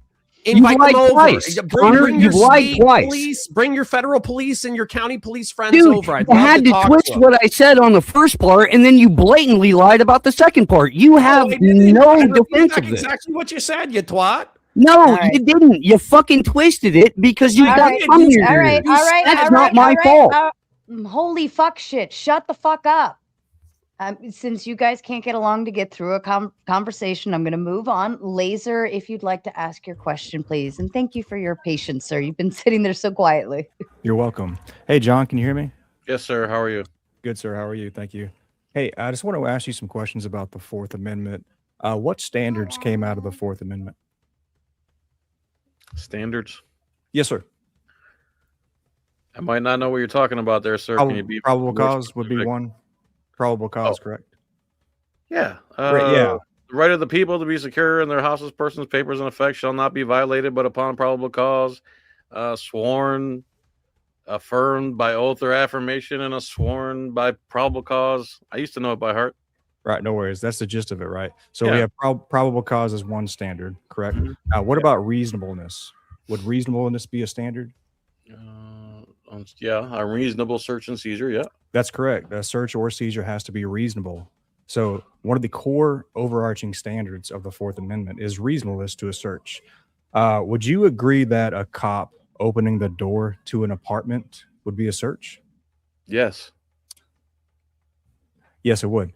So imagine you're a police officer and you're walking in an apartment complex and you hear a woman yelling help inside an apartment. What would you do? That's exigent circumstances. Of course, I'd try to get in a window or see what's going on. Right. You don't have probable cause though. Yeah, there's exigent circumstances there. Okay, so there's more than one standard than probable cause. Yes, absolutely. Okay, but you don't believe in reasonable suspicion. You think reasonable suspicion is unconstitutional. Reasonable articulable suspicion came from the Terry v. Ohio case. That's not what I asked. I didn't ask where it came from. I asked if you think it's unconstitutional or not. I believe it's an unconstitutional standard. Yeah, I believe the Fourth Amendment. Why should I listen to you and not the judges on the Supreme Court? Oh, yeah, no one has to listen to me, and most people don't have to listen to me. Obviously, it's my opinion. If that's what you mean, why should you have to listen to me specifically? Yeah. Well, because I believe that I act in good faith, and I'm for the individual freedom of people, and I'm always in the mind of the individual person, and not the state, and not the government parasites that act in bad faith. And what else can I give you? I can't give you like something solid other than that, honestly. Sure. And so, I'll just bring it back to Terry v. Ohio, and essentially the judges were cementing the standard of reasonableness when it comes to a search or a seizure, and a detainment based on only reasonable suspicion, not probable cause, is a seizure, right? And so what the judges were saying is that in our eyes, this is reasonable. So you would disagree that it's unreasonable to detain someone based on reasonable suspicion?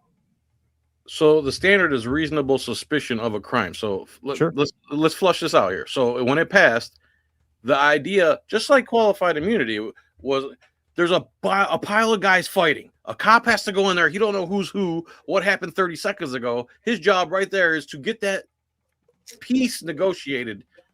And if he accidentally punched someone or grabbed someone he shouldn't have, he's afforded some leeway. So that's the idea, again, with Terry v. Ohio. They start with good intention. But what happens is... that's not correct. What? No. Terry v. Ohio has nothing to do with qualified immunity. It's based No. I'm saying both of those start with good intention. And then what happens is they start to get incrementally abused.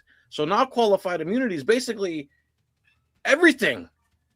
Almost everything that a cop does, a civil violation, they get qualified immunity. It's just another hurdle for the law-abiding citizen who hasn't really done anything to jump over. So we were talking about Terry versus Ohio, right? Yeah. So are you saying in some instances reasonable suspicion is justified and not justified? I thought you didn't agree with the concept. I don't altogether. I don't. But originally, again, it was reasonable, articulable suspicion that someone is or about to commit a crime. And all these decades later, just like qualified immunity, the police have taken that and bastardized it, and they're just like, oh, you're wearing a hoodie and it's 95 degrees. That's not, even to that Terry standard, that's not reasonable suspicion. But now it's turned into any hunch that a low IQ cop has, they think is reasonable articulable suspicion. That's not true. Hunch is lower than reasonable. It's demonstrably true in multiple court cases. Steve, shut the fuck up, please. We are in a certain format right now where it's just one person at a time. You notice everybody else. I'm trying. Just mute. You talk to yourself for a little bit. Thank you. Laser, if you wanted to finish up. So I would agree. So having one specific fact isn't grounds to detain someone on reasonable suspicion, right? And so, I'll bring it back to Benjamin, how he's bringing up that street cop training. So I know a little bit about those guys, and what they do, they don't teach to arrest somebody based off one fact, right? Reasonable suspicion it's a web of facts that are layered together to justify detainment. They're not used singularly, and you can't arrest on them, right? The more complex you make it, the more easily it's abused. That's why. It's very simple. I would argue. I would agree that the training is an issue, right? Training's an issue, right? So cops do violate people's rights. It does happen, right? Do you know what percentage that is? Like, what percentage of interactions are done unlawfully? Can you give me a number? Me? Yes, sir. Anybody?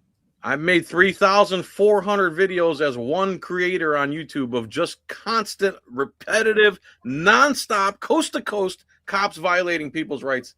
And you said 3,000? 3,400 videos I've made. You know how many law enforcement interactions there are a year? And that's just one guy. Yeah, but that's just me, one guy, procuring them off the internet. Okay.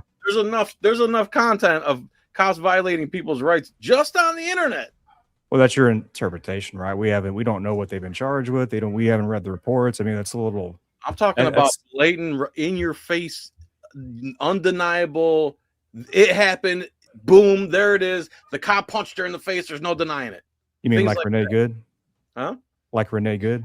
How many? I do always have the question, if you don't mind me interrupting, Laser. I do always have the question of how many good cops doing the right thing are out there that aren't videotaped, recorded, or thrown around on screen, left, right, and center, versus how many bad ones do we have? Because it seems to be only the bad cops are getting recorded, right? But we 100%. Never really show the hundreds of thousands of cops on a daily basis out there that are that's crap.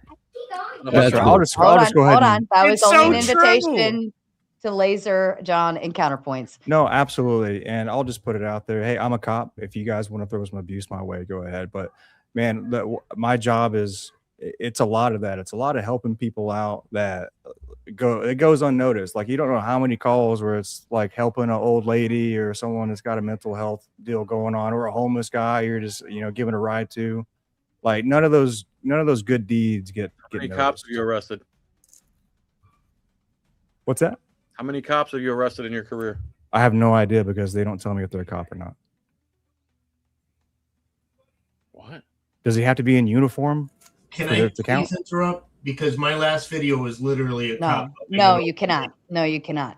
Cop helping an old lady. What part of no, you cannot did you not hear, Crispy? Connor, have you Laser, are you done with your question, sir? Yes, ma'am. Thank you. Alex, you're the final one, and then we will move into the gauntlet where you can all turn your fucking mics on and interrupt each other, and then I'll just knock you out with a big fuck you. Alex, your question, please. That's what I'm out. So first things first, how about them Seahawks, baby? On the way to the Super Bowl. That's right. I got to. So I got to say it. So, okay. So getting on to the serious topic. Okay. So Connor, being former law enforcement, my good buddy, okay, do you believe it's okay for ICE to say they have absolute immunity? And do you think like things like qualified immunity should actually retain, or should they actually go away? Well, hold up. Qualified immunity typically protects them from civil suit unless you can like demonstrate a clear departure from policy, law, expectations, et cetera, et cetera. And then absolute immunity, I'm assuming, is a presumption of like criminal immunity as well.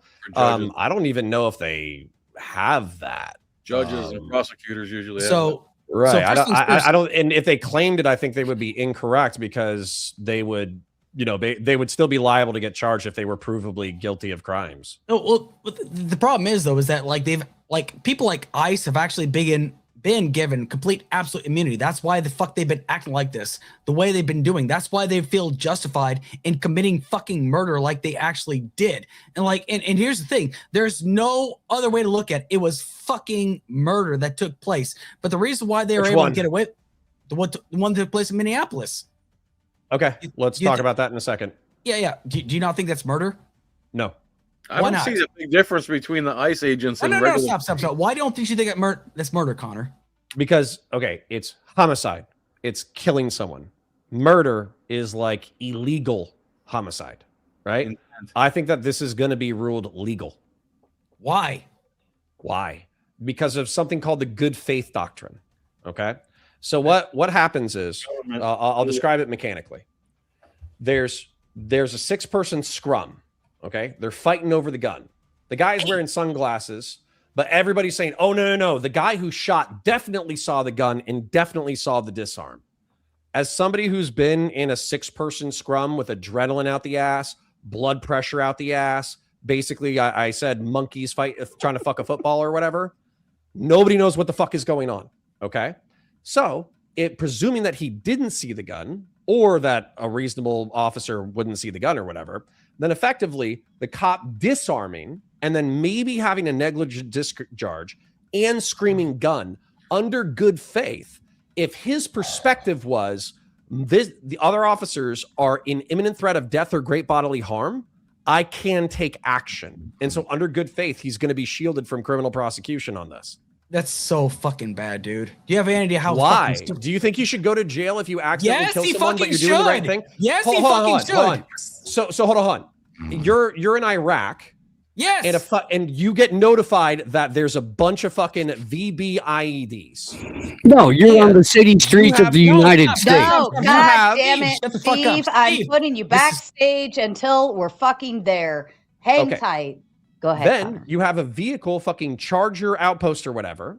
And based off of your perception of the danger or whatever, you don't have the time to cycle through your entire ROE, okay? You don't have time to do the laser dazzler. You don't have time to do the pen flare. You don't have time to do the warning shots. You, in good faith, think that this is a VBIED charging your outpost, okay? So you shoot the driver, all right? But you thought it was a VBIED based off of the totality of circumstances. Well, hey, it turns out it was actually a civilian who had an emergency, and they were charging your fucking outpost because they thought that if they got to you quicker, then you would be able to take them for emergency medicine. By the way, I'm not bringing this up as like a hypothetical. This happened during the War on Terror.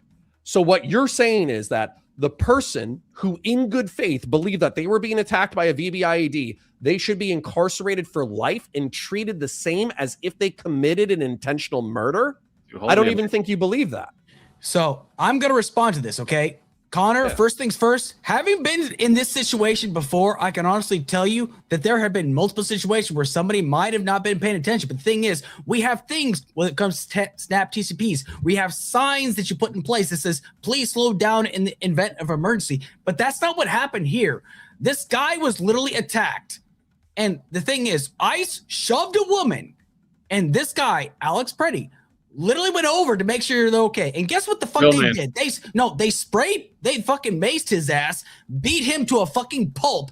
They disarmed him while kicking the fucking shit out of him. And then they all fucking executed him. And you're telling me that's, oh, well, you know, he possibly could have found out. Oh, well, he could have had his gun. No, the fact of the matter is, these guys are incompetent. How is it that you can have a bouncer in a bar that can manage to tackle one person that's drunk off their ass, but yet 8 fucking ICE agents can't handle one person that has the same body frame as me? Dude, I'm 190 pounds, 6 foot tall. It doesn't take 8 people to kick the shit out of me. I'm sorry. Get off on it, bro.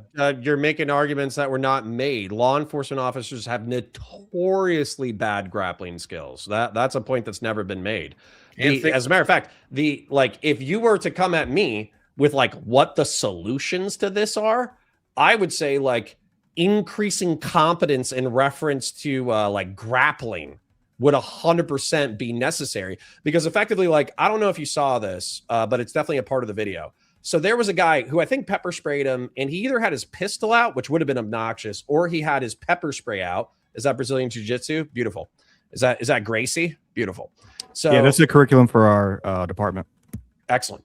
So you see the guy basically like taking a blunt object and trying to punch Peretti in the side of the head or whatever, getting compliance. I have never seen in thousands of hours of law enforcement footage and also being in the real world, I have never seen a punch or a strike get compliance ever.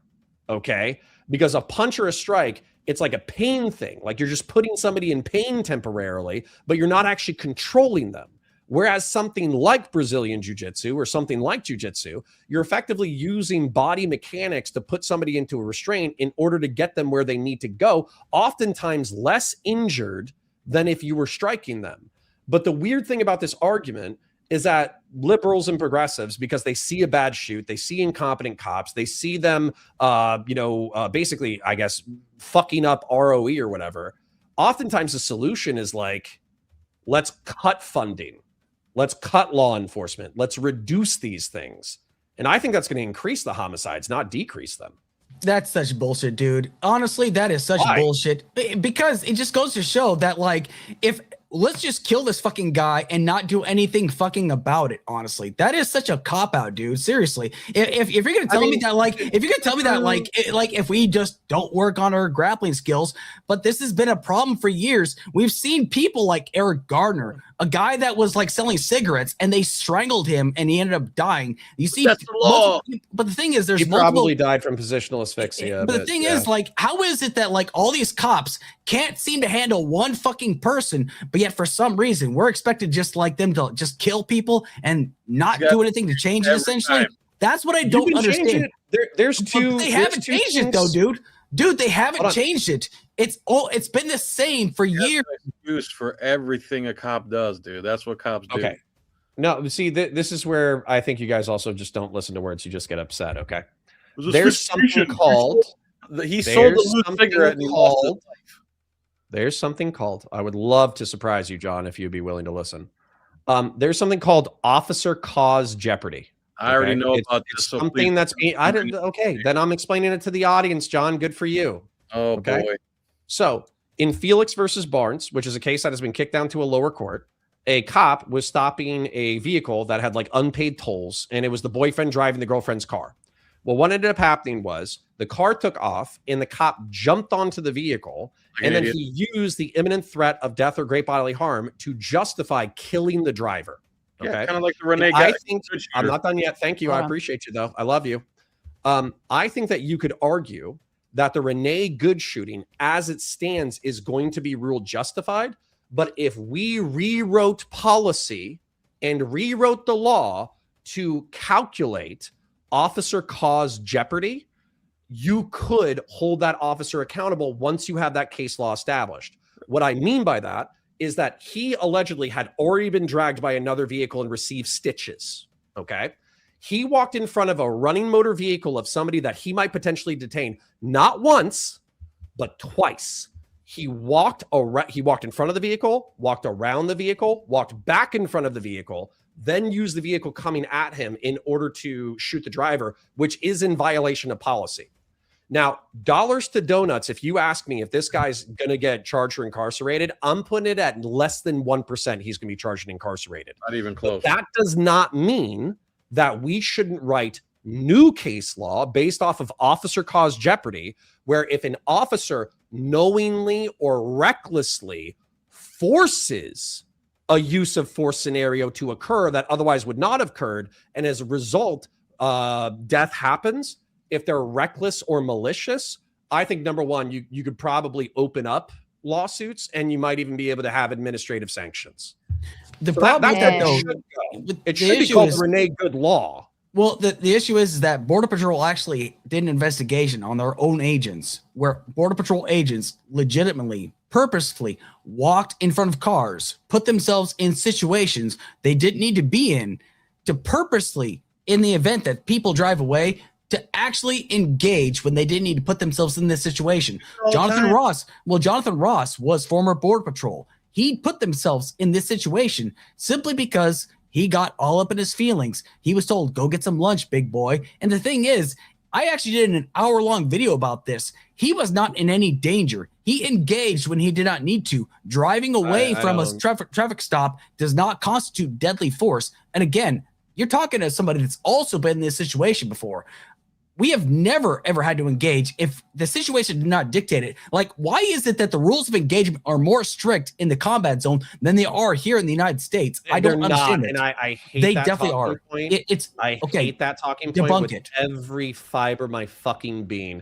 At the bottom of every single ROE was, you can take action if you believe there's imminent threat of death or great bodily harm. And as a matter of fact, we argued about this for a decade, because basically what happened was 2003, 2004, during the Iraq war invasion, that's where these scenarios were happening, where civilians were getting blasted because people misunderstood the situation. By 2007, 2008, where I was at, that's where we had the pen flares. That's where we had the laser dazzlers. That's where we had the smoke launchers. That's where we had the rules about shooting the engine block first and all that kind of shit. And so the security forces troops were complaining that, like, if somebody's charging my convoy, I'm not going to be able to go through this entire EOF. And effectively what ended up happening was the people who were running the briefings, because I was in the fucking briefings, were saying, well, if you can articulate imminent threat of death or great bodily harm, then you can take action. I was there in 03 and 04 and 05 and 06. Same rules as current modern day cops. No. I was there in 03 and 04, 05 and 06. I'm sorry. Stand by, Alex, for me for just a second. Here's Alex, what I'm going to do. Later in the week, we can. I'm happy to set the both of you up. I know Alex is only available on the weekends. Connor, if you want to do that, all I need is a prompt from either of you, and we can set it up. John, I believe you wanted to leave before we went into full open panel mode. Did you want to say anything to the audience, to the crowd, to Connor, or just tell everybody to fuck off and go, whatever you'd like to do. So Man, nice to meet you. Thank you. I'm sorry you don't know what the hell's going on in this world and you live in fantasy world. But if they ever took you down to Gitmo and just played your voice like in a different language, they would just to stop hearing your voice. They would to give up all their national secrets. Raging Tomato, thank you so much. Everyone else who came in, thank you so much. I hate that you're against the people and pro government and pro police. It's literally us, the people, versus them. Us is more important. Thank you for having me. Have a good day. Thank you, John. And thank you to John's audience. I believe you are all watching over on his end. Oh, let me go ahead and get him out of there. If you are watching over on John's side, I'm going to go ahead and remove his destination just for safety purposes because we are going into crazy mode. Connor, are you hanging around, sir? It is 10:50. I'm definitely gonna have a hard out at midnight. If we lull and nobody's talking to me and they don't even care about my opinions anymore, then I might sneak out. But if people are fighting me, then I'll be happy to fight. Fair enough. If you are watching over on John Felix, and please come over to, we're going to be shifting over to the Gauntlet Debate. That's at the Gauntlet Debate. Start making your way over there. Otherwise, I'm going to have to remove his just for safety purposes in case anything happens. I don't want to be trying to call him in the middle of midnight to say there's a giant peen on his screen. All right. So John Felix, you are out of here. And then if you're watching on, what is this other destination? If you're watching over on Resisting Without Violence, I believe that is John Felix's other destination. I'm removing that as well. Again, make your way over to at the Gauntlet Debate. There we go.